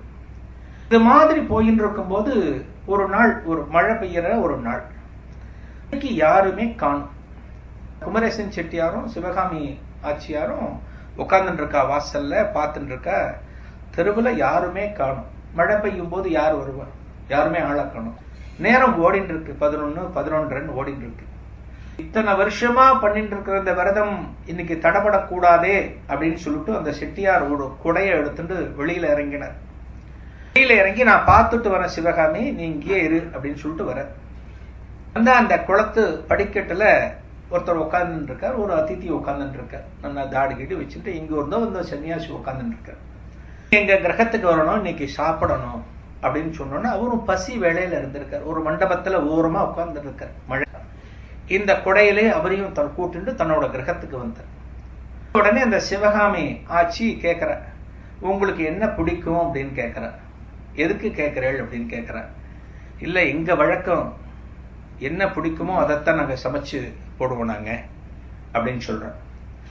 எனக்கு ரொம்ப பசியா இருக்கு, எதுக்கும் வெயிட் பண்ண முடியாது, எனக்கு பசி தாங்க முடியாது, அதனால உங்க வீட்டுல என்ன இருக்குன்னு சொல்லுங்க கொல்லையில, அதையே பறிச்சு சாப்பிட்டுடலாம் அப்படின்னு சொன்னார். இல்ல எங்க வீட்டு கொல்லையில முளைக்கீரை நிறைய இருக்கும், சரி முளைக்கீரையை பறிச்சு ஒரு கூட்டு பண்ணிவிடுங்க, அதை போட்டு ஒரு சாம்பார் பண்ணிவிடுங்க, அதுவே எனக்கு போறோம் அப்படின்னு அந்த அதிதி சொல்லியிருக்க. உடனே என்ன பண்ணார், அவரோட கணவர் அந்த குமரேசன் செட்டியார் ஒரு தட்டு எடுத்துட்டு கீரை பறிக்கிறதுக்காக கொல்லைக்கு போனார். இந்த வந்த அதிதியும் அவருக்கு பசி வைத்த கபகபகபன்னு கிள்றது. மெனு வேற சொல்லியாச்சு, கீரை அப்படின்னு சொல்லியாச்சு, கீரை தண்டு சாம்பார்னு சொல்லியாச்சு. அவருக்கு சாப்பிடணும்னு சொல்லிட்டு அவருக்கு கபகபகபங்கிறது பசி. அவருக்கு ஒரு தட்டு கொடுங்க, நானும் கீரையை கொல்லைக்கு போய் அப்படின்னு வந்து அதிதி கேட்கிறார். சரின்னு சொல்லிட்டு அந்த சிவகாமி ஆட்சியார் இன்னொரு தட்டை அவர்கிட்ட கொடுத்து அவரையும் போக சொல்றார். வெறும் கீரையை பறிச்சுட்டு இருக்கா கொல்லையில. 2 பேர் கீரையை பறிக்கிறத இந்த அம்மா ஒரு இடத்துல இருந்து பார்த்துட்டு இருக்கா. அவர் பறிச்சுட்டு இருக்கார், இவர் பறிச்சுட்டு இருக்கார். சுவாமிகள் உணர்வு பூர்வமா சொன்ன கதை இது. 2 பேரும் தனித்தனியா கீரை கட்டை கொண்டு கொடுத்த பிறகு, அந்த கீரை தட்டை கொடுத்த பிறகு அந்த அம்மா என்ன பண்ணாலாம், அந்த சிவகாமி ஆட்சியார் என்ன பண்ணாலாம், அந்த தன்னோட கணவன் பறிச்சுன்னு வந்ததை தனியா வேக வச்சாலாம் ஒரு அடுப்புல, அதிதி பறிச்சுன்னு வந்த கீரைய தனியா இன்னொரு அடுப்புல வேக வச்சா. ரொம்ப ஆச்சரியமா இருந்தது இந்த அதிதிக்கு. என்னடா கொஞ்சம் கீரை தான் பறிச்சுன்னு வந்திருக்கோம், இதை யாரானு 2 அடுப்புல தனித்தனியா சமையல் பண்ணுவாளா, ஒரே அடுப்புல பண்ண வேண்டியதானு அவருக்கு குழப்பம். கேட்க வேண்டாம், கிளைமேக்ஸ் எப்ப வருதுன்னு பார்க்கலாம், நமக்கே தெரியும். நம்ம சீரியல்லாம் கிளைமேக்ஸ் முன்னாடியே தெரிஞ்சுக்கிறோம், டெய்லி பாக்குறோம். அடுத்த நாள் ஒரு பொருள் யாருக்கு தெரியும், அடுத்த நாள் உட்கார்ந்தது தானே தெரியும். அதே மாதிரி இவரும் உட்கார்ந்தார். சரி என்ன நடக்கிறதுன்னு பார்க்கலாம் அப்படின்னு உட்கார்ந்தார். முடிஞ்சது, கீரை வெந்து முடிஞ்சு கொடுத்து. இந்த அதிதி பறிச்சுன்னு வந்த அந்த கீரை தட்டை மட்டும் சுவாமி சந்நிதிக்கு முன்னாடி கொண்டு போயிட்டு ஈஸ்வரனுக்கு அர்ப்பணம் பண்ணா அந்த அம்மா. ஈஸ்வரனுக்கு அது மட்டும் நைவேத்தியம் பண்ணா. அதிதிக்கு இன்னும் ஆச்சரியம், ஏன்னா இவரோட தட்டை அந்த கீரையை நைவேத்தியம் பண்ணவே இல்லை. இவருக்கு பரிமாற ஆரம்பிச்சுட்டா, உட்கார வச்சு பரிமாற ஆரம்பிச்சுட்டா. நல்லா சாப்பிட்டு முடிச்சார். நல்ல மணக்க கீரை கூட்டு தண்ணி சாம்பார் ஜம்முன்னு சாப்பிட்டு முடிச்சார். சாப்பிட்டு முடிச்சோடனே அவருக்கு கொஞ்சம் ஒரு பெருமிதம் இருந்துட்டே இருந்தது. நம்ம பறிச்ச கீரையை மட்டும் இந்த அம்மா நைவேத்தியம் பண்ணியிருக்காங்க, பறிச்ச கீரையை சிவனுக்கு பண்ணியிருக்காங்க. ஆனா அந்த அம்மாவோட புருஷன் பறிச்சதை நைவேத்தியமே பண்ணல, நம்மளது அவ்வளவு சுத்தமா இருக்குன்னு இவர் மனசுக்குள்ள ஒரு நினைப்பு. எல்லாம் முடிச்ச பிறகு சரி இதை கேட்டு விடலாம், கிளம்புற டைம் வந்துடுது. இந்த அம்மா என்ன காரணம் சொல்றாங்க அப்படின்னு கேட்கலாம் அப்படிங்கிறதுக்காக அந்த அம்மா கிட்ட கேட்கறானா, சரிம்மா 2 பேரும் கீரையை பறிச்சுன்னு வந்தோம், தனித்தனியா பறிச்சுன்னு வந்தோம். உங்க கணவர் பறிச்சுன்னு வந்த கீரையை நீங்க தனியா சமையல் பண்ணீங்க, அந்த கீரையை சிவனுக்கு அர்ப்பணமே பண்ணல. ஆனா என்னோட கீரையை மட்டும் நீங்க அர்ப்பணம் பண்ணினீங்களே, எதுக்காக அது நிறைய கேட்டாராம். அந்த அம்மா சொன்னாலாம், என்னோட கணவர் அந்த கீரை பறிக்கும் போதே அந்த நமச்சிவாய நாமத்தை சொல்லிண்டே பறிச்சார், நமச்சிவாய நமச்சிவாயன்னு சொல்லிண்டே பறிச்சார். நீங்க பறிக்கும் போது அந்த நாமத்தை நீங்க சொல்லவே இல்லை, நாமத்தை நீங்க சொல்லவே இல்லை. நமச்சிவாய நாமம் சொல்லிட்டு அந்த கீரையை பறிக்கும் போது அந்த கீரை எல்லாமே சிவனுக்கு அர்ப்பணம் ஆயிடுது, சிவனுக்கு அர்ப்பணம் ஆயிடுது. நைவேத்தியம் பண்ணின ஒரு பொருளை திரும்ப நைவேத்தியம் பண்ண வேண்டாம், நீங்க அந்த நாமத்தை சொல்லாம நீங்க பறிச்ச, அதனால உங்க கீரையை மட்டும் நான் சிவனுக்கு அர்ப்பணம் பண்ணேன்னு சொன்ன பிறகு அந்த அதிதியோட முகம் போன போக்கே சரியில்லையா. அது மகாசுவாமிகள் இதை சொல்லிட்டு இந்த கதை இன்னும் முடியல. மகாசுவாமிகள் அதுக்கு பிறகு இந்த கதையை சொல்றார். இந்த 2 மணி தம்பதியரும் இதே மாதிரி போயிட்டு இருக்கும் போது மகா சிவராத்திரியின் போது கும்பேஸ்வரம் கோவில்ல போய் ஒரு 4 காலம் அந்த பூஜையெல்லாம் பார்க்கிறாளாம். பார்த்து முடிச்சுட்டு விடிகாத்தால கடைசி 4ஆம் காலம் வரைக்கும் பார்த்து முடிச்சுட்டு 2 பேரும் தன்னோட வீட்டுக்கு வர, மாமாங்குளம் வீட்டுக்கு வர. வீட்டுக்கு வந்த பிறகு அந்த மனைவி சிவகாமி ஆட்சியார் ரொம்ப ஓச்சலா இருக்குன்னு ஒரு தூண்ல சாஞ்சுன்னு உட்காந்தாலும் அடுத்த 1வது நிமிஷம் பொசுக்குன்னு கீழே விழுந்துட்டா, போயாச்சு. பார்த்த உடனே அந்த குமரேசன் செட்டியார் சிவகாமின்னு ஓடி வந்து பக்கத்துல உட்கார்ந்தாரு, அவரும் அவர் மேல சாஞ்சிட்டார். கதையை சொல்லிட்டு மகாசுவாமிகள் சொல்லுவார், அன்னதானம் பண்ணக்கூடிய அந்த சிறப்புனால ஒரு மகா சிவராத்திரி அன்னைக்கு 2 பேருக்கும் இந்த இது நடந்திருக்கு. 2 பேரும் அந்த மோட்ச பிராப்தி அடைஞ்சுட்டா. அன்னதானம் அப்படிங்கிறது நாம நினைக்காத பலன்கள், நம்ம எதிர்பார்க்காத பலன்களை நமக்கு கொடுக்கக்கூடியதுன்னு சொல்லிட்டு மகாசுவாமிகள் ரொம்ப உருக்கமா அந்த கதையை சொன்னார். அன்னதானம் அப்படிங்கிறது ஒரு முக்கியமான இது. அது திரும்ப திரும்ப சொல்றதுக்கு என்ன காரணம் அப்படின்னா, நமக்கு என்ன முடியுமோ நம்ம செய்யலாம், என்ன முடியுமோ செய்யலாம். சில கோவில்களுக்கெல்லாம் நம்ம போறோம்னு வச்சுக்கோங்க, சொல்லுவா இந்த அன்னதானம் பண்றது ரொம்ப விசேஷம். கோவில் இருக்கு, என்ன பண்ணுவா, சாப்பாடு பொட்டலம் ஒரு 10 ரூபாயோ 15 ரூபாயோ. ஃப்ரெண்டு ஒருத்தர் சொன்னார், சாப்பாடு பொட்டலம் வாங்கி அங்க இருக்கிற பிச்சைக்கார எல்லாருக்கும் கொடுத்துருக்காங்க. பிச்சைக்கார என்ன பண்ணுவாலும் சாப்பாடு பொட்டலம் வாங்கி பிரிக்கவே மாட்டாளாம், அப்படியே பின்னாடி வச்சுருவாளாம். எல்லாம் போன பிறகு 4 பொட்டலம் இருந்தா எந்த ஹோட்டல்ல அது தயார் பண்ணுதுன்னு அவளுக்கு தெரியுமா அந்த பிச்சைக்காரர்களுக்கு. அதே ஹோட்டல்ல கொண்டு போய் கொடுத்துருவாளாம். அந்த சாப்பாடு பொட்டலம் 15 ரூபான்னு அவளுக்கு 10 ரூபாய் கையில் கொடுத்துருவாங்க, 7 ரூபாய் 8 ரூபாய் கொடுத்துருவாங்க. ரொம்ப ஒரு மோசமான இது. அதனால நம்ம அன்னதானம் பண்ணும்போது மேக்சிமம் அவ கையில நம்ம அன்னத்தை கொடுக்கணும். காசா கொடுக்கறதுன்றது கொடுக்கலாம், அன்னத்தை வந்து ஒரு பொட்டலமா மடிச்சு ஹோட்டல்ல வாங்கிலாம் கொடுக்க கூடாது. ஒரு பாத்திரத்துல வாங்கி ஒரு ஓபன் பிளேட்ல கொடுக்கலாம், ஒரு பேப்பர் பிளேட்ல வச்சு கொடுக்கலாம், சாப்பிட்டு தான் விற்க முடியாது. அன்னதானம் அப்படிங்கிறது புராண காலத்துல இருந்து நிறைய உதாரணங்கள் இருக்கு. அப்படின்னு சொல்லிட்டு காசி ஆண்ட ஒரு மன்னன் இருந்தான். மன்னன் நம்ம எப்படி சொல்றோமோ அந்த கர்ணனை விட ரொம்ப உசந்தவனான் அந்த மன்னன். அவ்வளவு தானங்கள் பண்ணுவான், அவ்வளவு தானம் பண்ணுவான். தன்னோட அரச சபைக்கு யார் வந்தாலும் என்ன கேட்டாலும் கொடுப்பான். பொன் மணி வைரம் எல்லாம் கொடுப்பான், ஆடை அணிகலன்கள் எல்லாம் கொடுப்பான். என்ன ஒண்ணுன்னா அவன் அன்னத்தை மட்டும் அவன் கொடுத்ததே கிடையாது, சாப்பாடே கொடுத்தது கிடையாது. அவனோட மந்திரிமார்கள்ல சொல்லுவாளாம், நீங்க சாப்பாடை கொடுக்கணும் ராஜா, சாப்பாடை கொடுக்கணும் ராஜா அப்படின்னு சொல்லுவாளாம். அப்படி சொல்லும் போது இவன் என்ன சொல்லுவான்னா, சாப்பாடை கொடுத்தாச்சுன்னா அவன் இன்னைக்கு சாப்பிட்டுருவான், அடுத்த வேளை சாப்பாட்டுக்கு அவன் பிச்சை எடுக்கணும். நான் இந்த ஒரு பொருள் கொடுக்கறேன்னா இந்த பொருளை வச்சு அவன் 1 மாசம் வாழ முடியும், இதை வித்தான்னா 1 மாசம் சாப்பிட முடியும், அதுக்கு பிறகு என்ன பண்ணலாம்னு அவனால யோசிக்க முடியும் அப்படின்னு அந்த ராஜா ஒரு கொள்கையை வச்சிருந்திருக்கான். அதுல அப்பவும் பல பேருக்கு ஏற்புடையது இல்லை. அது நீங்க அன்னத்தை தான் கொடுக்கணும், அன்னத்தை கொடுக்கவே சொல்லிட்டே இருப்பாளாம். இந்த ராஜா, அந்த ஸ்வேது அப்படிங்கிற ராஜா ஒரு நாள் மரணகதி அடைஞ்சிட்டான். அவனோட ஆத்மா மேல போச்சு. மேல போன சொர்க்கத்துல ஒரு வாசம் கிடைச்சது. என்ன ஒண்ணுன்னா இவனுக்கு பசி வந்துட்டே இருந்தது. இந்த ஸ்வேதுங்கிற ராஜாவுக்கு பசி ரொம்ப வந்துட்டே இருந்தது. என்ன காரணம் அப்படின்னு தெரியல. நம்ம நிறைய தானம் பண்ணிருக்கோம், நிறைய கொடுத்துருக்கோம், இப்படி நமக்கு பசி வந்துட்டு இருக்குங்கிற ஒரு சந்தேகத்தை கிளியர் பண்ணிக்கலான்னு பிரம்மதேவன்ட்ட போறான். போய் பிரம்மதேவன்ட்ட கேட்கிறான், நான் நிறைய தானம் பண்ணிருக்கேன், என்னோட அரசாங்கத்துக்கு யார் யார் வந்தாலும் தங்கம் வைரம் எல்லாம் கொடுத்திருக்கேன், ஆடை கொடுத்திருக்கேன், அணிகலன்கள் கொடுத்திருக்கேன், என்னென்ன பொருள் அவளுக்கு தேவையோ எல்லாத்தையும் கொடுத்திருக்கேன். ஆனால் எனக்கு பசி எடுத்துட்டே இருக்கு, நிறைய தானம் பண்ணியும் எனக்கு பசி எடுத்துட்டே இருக்கு, என்ன காரணம் அப்படின்னு பிரம்மன்ட்ட கேட்டிருக்கான். பிரம்மன் அப்ப சொன்னானா, நீ எல்லா தானமும் பண்ணின, அன்னதானம் நீ பண்ணவே இல்லை, அன்னதானம் பண்ணாத வரையில் உனக்கு எந்த தானமும் உனக்கு பிரயோஜனம் கொடுக்காது அப்படின்னு பிரம்மதேவன் சொன்னாராம். என்னோட பசி போகணும் அப்படின்னா நான் என்ன பண்ணணும் அப்படின்னு அந்த மன்னன் கேட்டிருக்கான். பரவாயில்ல, நீ நிறைய தானம் பண்ணிருக்க, அதனால உனக்கு ஒரு எக்ஸம்ஷன் கொடுக்கறேன், நீ கீழே போ, நீ காசி மாதிரி இடத்துக்கு போய் நீ ஏதோ ஒரு அன்னதானத்தை பண்ணிட்டு வாணி, உனக்கு மேல பசியே இருக்காது அப்படின்னு சொன்னாராம் பிரம்மதேவன். அதன் பிறகு அந்த ராஜாவோட ஆத்மா காசி கஷேத்திரத்துக்கு அங்க சில புண்ணிய நதிகள்ல நீராடி இருக்கு. அதன் பிறகு அகஸ்தியரை சந்திச்சு ஒரு நாள் கேட்டிருக்கு, நான் இங்க தானம் பண்ணணும், நான் எப்படி தானம் பண்ணணுங்கிறத நீங்க தான் எனக்கு சொல்லணும் அப்படின்னு இந்த ஆத்மா அகஸ்தியர்கிட்ட கேட்டிருக்கு.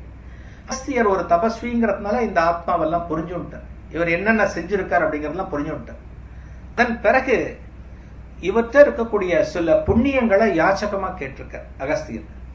புண்ணியமா கொடு, அந்த யாச்சகத்தை வச்சு நான் ஒரு அணிகலன், ஒரு தங்கமோ வைரமோ ஒரு நகை ஒண்ணு அதை அப்படியே கன்வெர்ட் பண்ணி அதை வச்சு உணவுக்கு உண்டான சில பொருட்கள் வாங்கி உன் சார்பா இங்க அன்னதானம் பண்ண வைக்கிறேன், அதன் பிறகு நீ நற்கதியை அடைவாய், உனக்கு பசி இருக்காதுன்னு அகஸ்தியர் சொல்லி அதன்படி இவன் புண்ணியத்தை அவருக்கு தானம் பண்ணி அந்த புண்ணியத்துக்கு ஒரு நகை மாதிரி ஒரு வடிவத்தை கொடுத்து அகஸ்தியர் தன்னோட சிஷ்யன்ட்ட கொடுத்து அதன் பிறகு பண்ணாராம்.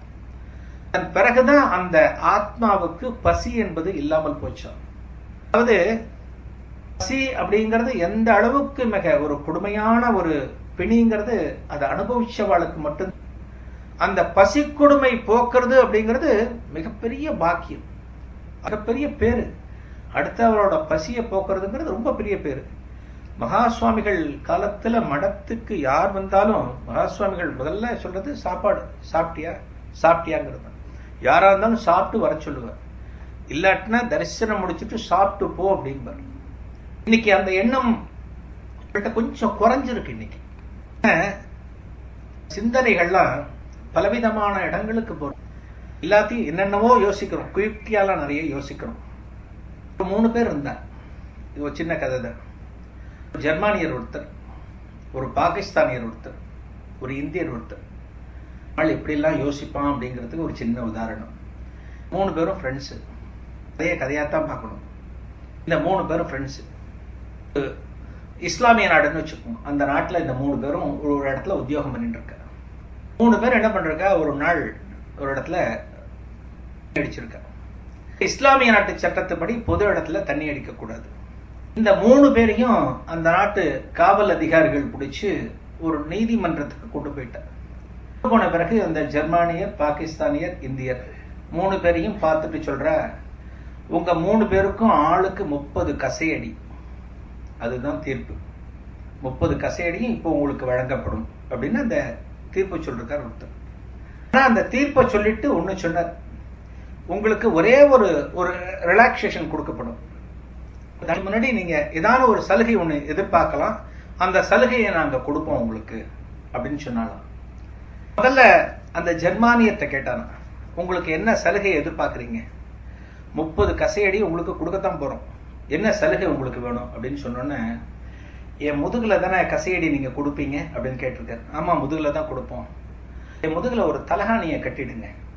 இந்த ஜெர்மானியர் கொஞ்சம் புத்திசாலித்தனமா சொன்னாங்க. தெரியுமா இருக்கே அப்படின்னு சொல்லிட்டு அவன் முதுகுல ஒரு நல்ல தலகாணியை கட்டிட்டு 30 கசையடி கொடுக்கறதுக்கு உத்தரவிட்டார். 10 அடி வாங்கினோட அந்த தலகாணி பிஞ்சு நாரா கொடுத்து, அடுத்து அந்த 20 அடி பலமா விழுந்து கொடுத்து.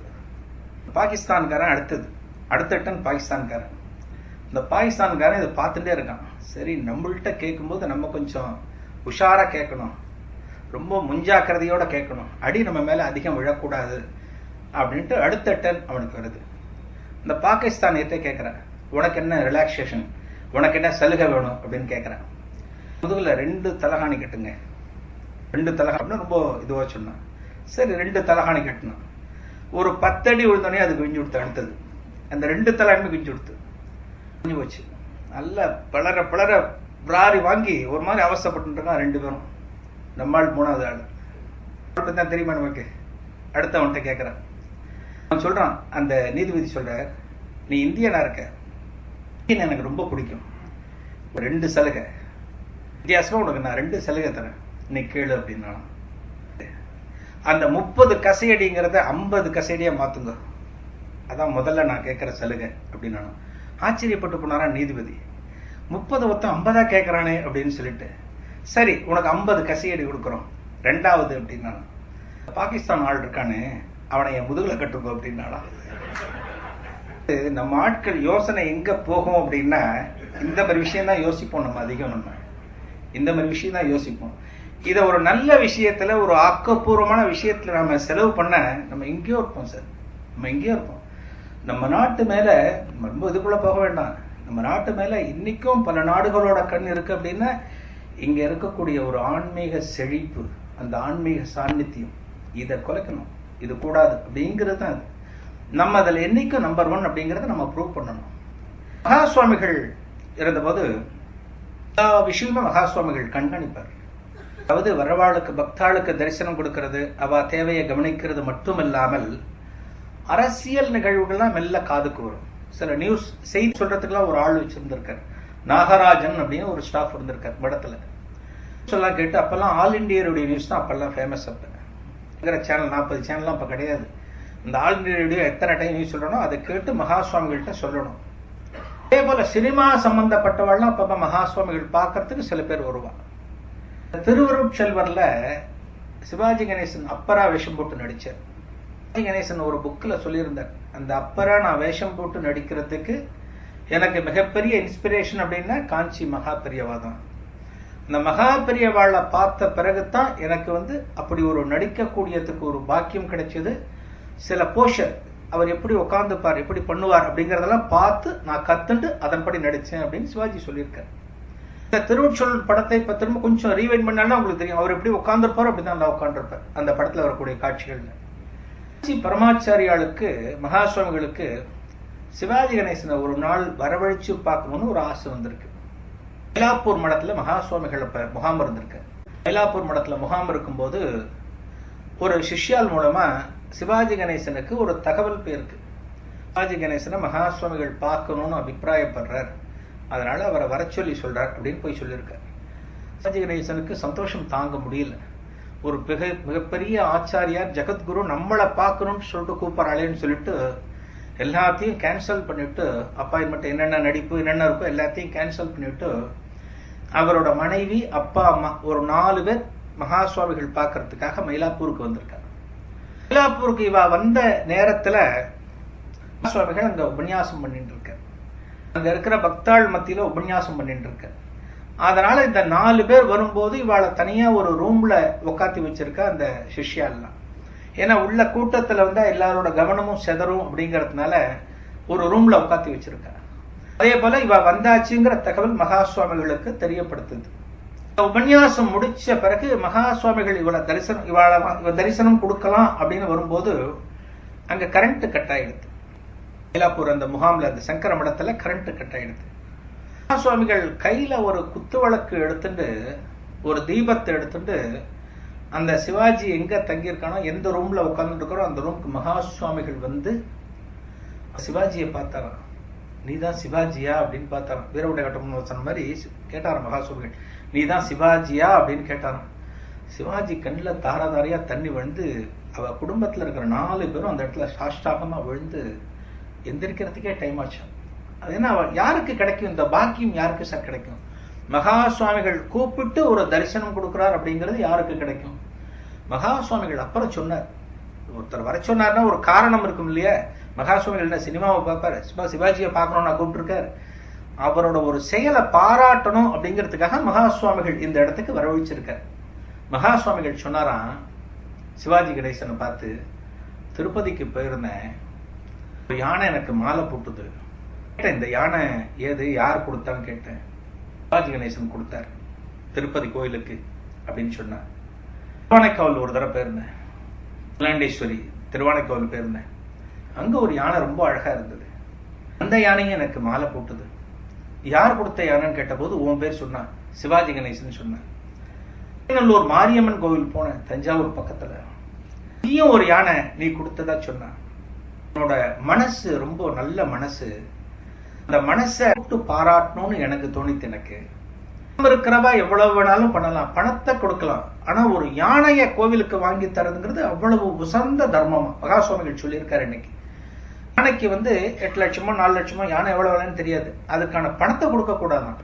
ஒரு இடத்துக்கு கொடுக்கணும் அப்படின்னு நாம நினைச்சோன்னா அந்த யானையை வாங்கி நம்ம கொடுக்கணுமா, கொடுத்தா தான் அதுக்கான புண்ணியம் நமக்கு வரும்.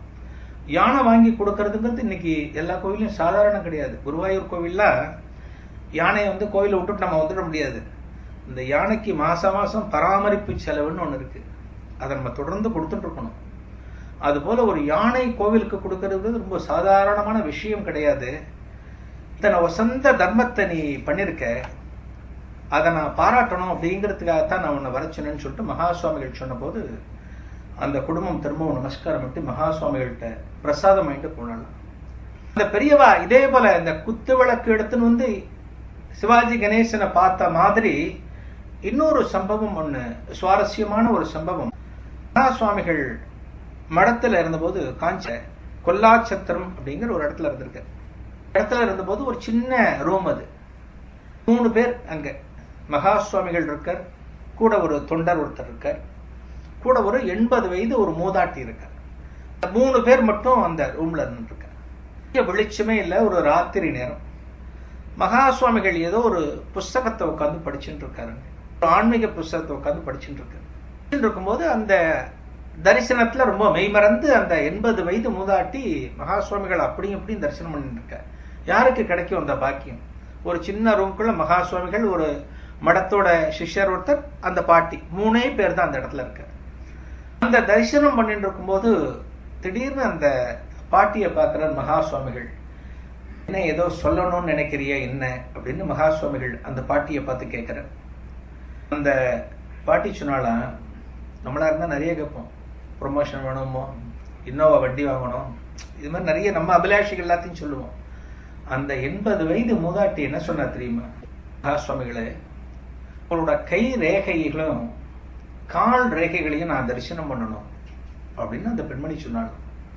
இது வரைக்கும் யாருமே அப்படி மகா சுவாமிகள்கிட்ட கேட்டதே கிடையாது.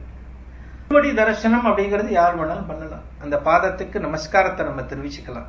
மகா சுவாமிகளை கையெடுத்து கும்பலாம், எப்படி வேணாலும் கும்பலாம். அவரோட பாத ரேகைகளையும் கை விரல் ரேகைகளையும் நான் கண்ணா பார்த்து தரிசனம் பண்ணணும். இந்த பாட்டி 80 வயது பாட்டி, அவ்வளவு மூதாட்டி. நான் அதை பார்த்து தரிசனம் பண்ணணும்னு சொன்னோன்னே அந்த மடத்தோட சிஷ்யரை கொஞ்சம் நடுங்கிட்டார். ஏதோ கேட்கக்கூடாத ஒரு கேள்வி மகா சுவாமிகள் முன்னாடி கேட்டுட்டாளே அப்படிங்கிற மாதிரி நடுங்கிட்டுதாளாம். மகா சுவாமிகள் சிரிச்சுட்டு அந்த சிஷ்யர்கிட்ட போய் ஒரு டார்ச் லைட் எடுத்துட்டு வா உடனே அப்படின்னு நினைச்சாங்க. அந்த உள்ள வெளிச்சம் அவ்வளவா இல்லை.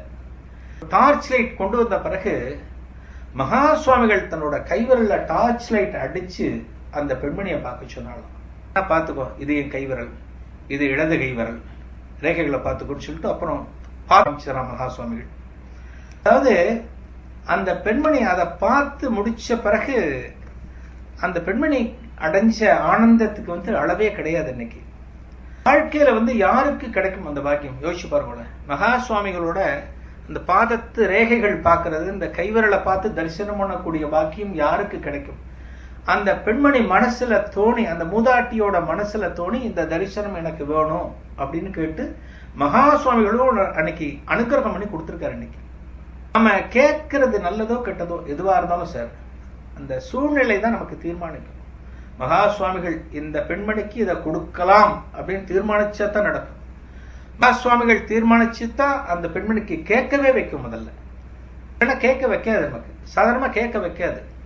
நாம கேட்கக்கூடிய பல விஷயங்கள் இது நடக்கும் அப்படிங்கிற சாத்தியக்கூறு இருந்தா தான் நல்ல மனுஷாலேயே கேட்க வைக்கும். அது போன்ற விஷயம்தான் இதை எடுத்துக்கணும். அதாவது நம்ம மனசு எப்படி இருக்கோ அதுபடிதான் நம்ம செயல்கள் நடக்கும். நம்ம சுத்தி இருக்கிற இடத்துல சூழ்நிலைகள் எப்படி இருக்கோ அப்படித்தான் நம்ம இருக்கிற இடமும் அமையும். சொல்லுவோம், நான் கூட நிறைய இடத்துல சொல்லியிருக்கேன், சமையல் பண்ணும்போது நல்ல எண்ணம் இருக்கணும். 1:30 மணி சீரியலுக்கு கரண்ட் போகாம இருக்கணும் அப்படின்லாம் நினைச்சுன்னு சமையல் பண்ணக்கூடாது. அந்த நல்ல எண்ணத்தோட சமைக்கிற சாப்பாட்டை சாப்பிடும் போது நமக்கு கிடைக்கக்கூடிய பலன்கள் அப்படிங்கிறது அதிகம். இது சாஸ்திரத்துல சொல்லியிருக்கு. சமையல் பண்ணும்போது அந்த சமையலை ஒரு ஆத்மார்த்தமான ஒரு உள்ளத்தோட சமைக்கணும். அது பெரிய ஒரு ராஜா இருந்தான். ராஜாவுக்கு ஒரு குரு இருந்தார். குருங்கிறவர் ஒரு மிகப்பெரிய மகான். அடிக்கடி அரண்மனைக்கு வருவார். சில நல்ல கருத்துக்கள் அந்த ராஜாங்கத்துக்கு சொல்லிட்டு அந்த ராஜாவையும் எப்படி நடந்துக்கணும்னு சொல்லிட்டு தன்னோட ஆசிரமத்துக்கு போயிடுவார். அந்த நகரத்திலே வெளிப்புறத்துல அவரோட ஆசிரமம் இருந்தது. ஒரு நாள் அந்த குரு ராஜாட்ட சில விஷயங்கள் பேசிட்டு இருக்கும்போது அன்னைக்கு பொழுது ஓடிண்டே இருக்கு. 10 மணி 11 மணி 12 மணி ஆயிடுது. அந்த குருவுக்கு ஒரு ஆகாரம் எடுத்துக்கொள்ளக்கூடிய ஒரு வேலை. அந்த பிறகு அந்த ராஜா சொல்றா, இனிமே நீங்க கிளம்பி உங்க ஆசிரமத்துக்கு போய் எதுக்கு சாப்பிடணும், ஏன் நீங்க பிட்சை எடுத்து உங்களுக்குன்னு தனியா சமைச்சு உங்களுக்கு போட சொல்றேன், நீங்க இங்கேயே சாப்பிட்டுட்டு கொஞ்சம் ஓய்வெடுத்துட்டு போகலாம் அப்படின்னு அந்த ராஜா ஒரு நல்ல மனசோட சொல்றான். அந்த குரு ஆன மட்டும் தவிர்த்து பார்க்கிறார். ஆனா முடியல. ராஜா சொன்னதுதான் கடைசியா நிக்கிறது. சரி அப்படின்னு சொல்லிட்டு அந்த குரு ஒத்துன்றார். பிறகு அவருக்கு பிட்சை உணவு ரெடியாகி அங்கேயே சாப்பிடுறார். நல்ல தடபுடல் விருந்து. ஒரு குருவுக்கு கொடுக்கணும்னா கேட்கவே வேணும், அதுவும் ராஜாவோட அரண்மனையில. அந்த குரு நன்னா சாப்பிட்டுட்டு அந்த ராஜாவோட அறையிலே அன்னைக்கு ஓய்வு எடுக்கிறார். சும்மா பகல்ல சாப்பிட்ட பிறகு ஒரு சிரமப்பரிகாரம் மாதிரி ஒரு மணி நேரம் 2 மணி நேரம் அங்கேயே படுத்துட்டு போகலாம் அப்படின்னு ராஜாவும் சொல்லியிருக்கான். சரின்னு சொல்லிட்டு அந்த குருவும் அந்த ராஜாவோட அந்த பஞ்சனையிலே படுத்துறார். அடுத்த பிறகு தூக்கம் வரமாட்டேங்கிறது அந்த குருவுக்கு. அவரோட பார்வை போறது அங்க சுகத்துல ஒரு முத்து மாலை ஒண்ணு மாட்டிருக்கு. முத்து மாலை அந்த ராஜாவோட மாலை, ரொம்ப காஸ்ட்லியான மாலை, ராஜாவோட பிரத்யேக ரூம்ங்கிறதுனால ராஜா அப்படி மாட்டி வச்சிருக்காங்க. அந்த மாலையை பார்த்தோன்னே இந்த உன்னதமான குருவுக்கு அந்த மாலையை திருடிடலாமோ அப்படின்னு மனசுல தோன்றதான். மாலையை திருடிடலாமோ அப்படின்னு தோன்றது. அதாவது தப்பித்தவரையும் கெடுதலாக சிந்திக்காத ஒரு குரு அன்னைக்கு சிந்திக்கிறார், வித்தியாசமா சிந்திக்கிறார், இந்த மாலையை நாம எடுத்துடலாமோன்னு. உடனே எந்திரிக்கிறார், மாலை எடுக்கிறார், தன்னோட வஸ்திரத்துல முடிஞ்சு வச்சுக்கிறார், யாருக்கும் தெரியாத வரையில எந்திரிக்கிறார். உடனே ராஜாவை பார்க்கிறார், நான் கிளம்புறேன், என்னோட ஆசிரமத்துக்கு போறேன்னு சொல்லிட்டு ஒரு ஆசிரமத்துக்கு போயிடுறார். ஆசிரமத்துக்கு போன பிறகு ஆசிரமத்துல இருக்க எங்க பக்கம் அரண்மனையில அந்த முத்து மாலை காணும் அப்படிங்கிற தகவல் தெரிஞ்செடுத்து, ராஜாவுக்கு தெரிஞ்செடுத்து, எல்லாருக்கும் வீரர்களுக்கு எல்லாம் தெரிஞ்செடுத்து எங்க சோதனை போடுற அரண்மனையில யாரான சிப்பந்திகள் திருடி இருப்பாளோ அப்படியே சந்தேக கேஸ்ல போட்டு அடிப்பான் இல்லையா, அது மாதிரி அடிச்சு வச்சு எல்லாத்தையும் கேட்கிற, நீ தான் உள்ள வந்த, நீ எடுத்தியா? எல்லாரும் கண்ணீர் விட்டு சொல்றா, நான் எடுக்கலங்கிற. அந்த அறைக்குள்ள இருந்த குரு மேல யாருக்கும் சந்தேகம் வரல, ராஜாவுக்கே வரல. ஒரு மகான் திருடுவாராகியான ஒரு மகான் அந்த முத்துமாலை எடுத்துட்டு போவாரா அப்படின்னு ராஜாவுக்கு ஒரு எண்ணம். எங்க தேடியும் அந்த முத்துமாலை எங்கிருந்தும் யாருக்கும் வரவே இல்லை. அன்னைக்கு ராத்திரி அந்த குரு தன்னோட ஆசிரமத்துல இருக்கும்போது தொடர்ந்து அவருக்கு கெடுதலான எண்ணங்கள் மனசுல ஓடிட்டே இருக்கான். தப்பான எண்ணங்களா ஓடிட்டு இருக்கு. ராத்திரி படுக்கிறார், தூக்கம் வரல அவருக்கு, ரொம்ப அவசப்படுறார். திடீர்னு என்ன ஆச்சு, பேதி ஆயிடுத்து அவருக்கு. 4-5 தடவை போயிட்டு வந்துட்டார். பிறகு விடிகாத்தால பொழுது விடிஞ்ச பிறகு அவருக்கு ஒரு ஞானம் வருது. இந்த சாப்பாடெல்லாம் போன பிறகு ஒரு ஞானம் வருது. அடடா, இந்த முத்து மாலையை நாம திருடின்னு வந்திருக்கோமே, இது எப்படி நம்ம இதுல வந்தது, நம்ம வஸ்திரத்துல வந்தது, நம்ம எப்படி ஒரு ராஜாவோட சொத்தை ஒரு அபகரிச்சுட்டு வந்திருக்கோம் அப்படின்னு சொல்லிட்டு அந்த குரு என்ன பண்ணார், உடனே வேகாத வெயில கிளம்ப ஆரம்பிச்சார். பொழுதாயிட்டு இருக்கப்ப நேர அரசபைக்கு முத்து மாலையை கொண்டு போய் ராஜா கிட்ட கொடுத்தார். நேர போய் ராஜா கிட்ட கொடுத்தார், இந்தப்பா முத்து மாலை தெரியாதனமா நான் எடுத்துன்னு வந்திருக்கேன் அப்படின்னு சொல்றது. பிறகு அந்த ராஜா சிரிச்சானா, நம்பவே இல்லையா, நீங்க திருடிக்க மாட்டீங்க குருவே, யாரோ திருட உங்கள்கிட்ட கொடுத்து தண்டனைக்கு பயந்து உங்க மூலியமா இங்க அனுப்பிச்சிருக்கான், நீங்க யாருன்னு மட்டும் சொல்லுங்க அப்படின்னு கேட்டிருக்கான் அந்த ராஜா. இல்ல அப்படி இல்ல, உண்மையிலே இதை நான் தான் திருடினேன் அப்படின்னு திரும்ப அந்த குரு சொல்லியிருக்க. ராஜாவுக்கு ரொம்ப ஆச்சரியம். அப்ப குரு சொன்னாரா, நேத்திக்கு மத்தியானம் எனக்கு போட்ட விருந்துல அரிசி அந்த பருப்பெல்லாம் எங்கிருந்து வந்தது அப்படிங்கறது ஒரு விசாரணை பண்ணு அப்படின்னு அந்த குரு சொன்னாராம். உடனே வீரர்களை வரவழைச்சா, குருவுக்கு நேத்திக்கு பண்ணின அந்த அரிசி அந்த பருப்புகள் எங்கிருந்து வந்தது அப்படின்னு கேட்கும்போது சமயக்காரன் வந்தான். சமயக்காரன் வந்த பிறகு அவன்கிட்ட கேட்ட, மன்னிக்கணும் ராஜா, ஒரு 4-5 நாள் முன்னாடி ராத்திரி நகர்வலம் நம்ம வீரர்கள் போகும்போது கடையில இருந்து அரிசி மூட்டை பருப்பு மூட்டை எல்லாம் திருடின்னு ஒருத்தன் போயிருந்தான். அவனை பிடிச்சி தண்டனை கொடுத்து அந்த அரிசி மூட்டையும் பருப்பு மூட்டையும் எடுத்து நம்ம குடோன்ல வச்சிருந்தோம். சாதாரணமா இந்த பொருள் நம்ம கிட்ட இருக்குன்னா யாரான ஒருத்தர் தகவல் சொல்லிட்டு வாங்கிப்பாங்க. 2-3 நாள் ஆச்சு, யாரும் கிளைம் பண்ணல. கிளைம் பண்ணலைன்னா இது கவர்மெண்ட் சொத்து அப்படின்னு நாமளே ஒரு அரசாங்க அறிக்கை வச்சிருக்கோம். நம்மளோட சொத்து தான் அந்த அரிசியில இருந்து எடுத்து அவருக்கு சமைச்சு போட்டது அப்படின்னு சொன்னாராம் அந்த உக்ரானத்தோட ஆள், சமையல் ஆள் சொன்னார். அதன் பிறகுதான் அந்த குருவுக்கு அந்த விஷயம் புரிஞ்சது. ஒரு திருடி கொண்டு வந்த ஒரு அரிசி மூட்டையிலிருந்து சாப்பிட்டா நமக்கு இந்த மாதிரி எண்ணம் வருமா அப்படிங்கிறது சொல்லப்பட்டிருக்கு. நம்ம அரிசி சாப்பிட்றோம், பருப்பு சாப்பிட்றோம், காய்கறி சாப்பிட்றோம். இன்னைக்கு இதெல்லாம் நம்ம கேட்க முடியாது. நீங்க காய்கறி கடையில போய் எப்ப இந்த தக்காளி திருடின காசுல இருந்து வாங்கினீங்க இல்ல நல்ல காசுல இருந்து வாங்கினா கேட்டா அடிதான் விழும் நமக்கு. என்ன பண்ணணும்? அதுக்காகத்தான் நம்ம எந்த உணவுப் பொருள் எது சமைச்சாலும் எது வாங்கினாலும் ஈஸ்வரனுக்கு முதல்ல அர்ப்பணம் பண்ணிடணும். ஈஸ்வரனுக்கு அர்ப்பணம் பண்ணியாச்சுன்னா நமக்கு கிடைக்கக்கூடிய அந்த கெடு கொஞ்சம் குறையும். கூடிய மட்டும் இந்த மாதிரி இல்லாம வாங்கறதுங்கிறது ரொம்ப நல்லதுன்னு சொல்லியிருக்கு. இந்த மாதிரி உணவை சாப்பிட்டா அந்த மாதிரியான எண்ணங்கள் தான் நமக்கு அதிகம் வருமா. திருடப்பட்ட உணவா இருந்தா திருடனேன்னு தான் வருமா நமக்கு, திருட புத்தி அந்த புத்தி வருமா நமக்கு. சுவாமிகள் திரும்ப திரும்ப இந்த அன்னதானத்தை பத்தி நிறைய சொல்லும் போது, இந்த அன்னதானத்துல எந்தெந்த அளவுக்கு பண்ணணும், எப்படி எல்லாம் பண்ணா விசேஷம் அப்படிங்கறதெல்லாம் நிறைய சொல்லியிருக்க. மணி 8 இந்த உரையை இதோட இன்னைக்கு நிறைவு செஞ்சுக்கலாம். இது 4ஆம் தேதி அன்னைக்கு வாணி மஹால்ல என்னோட ஒவ்வொரு மாதமும் முதல் வியாழக்கிழமை வாணி மஹால்ல இருக்கு. வாய்ப்பு கிடைச்சவ அங்க வரலாம். நிகழ்ச்சிக்கு வந்திருக்கக்கூடிய பக்தர்கள் அனைவருக்கும் மகா சுவாமிகளின் அருள் பரிபூர்ணமாக கிடைக்க வேண்டும் என்று பிரார்த்தித்துக் கொண்டு விடைபெறுகிறேன். நன்றி, நமஸ்காரங்கள், வணக்கம். மகா பெரியவா புக்கு இங்க இருக்கு, வேணும்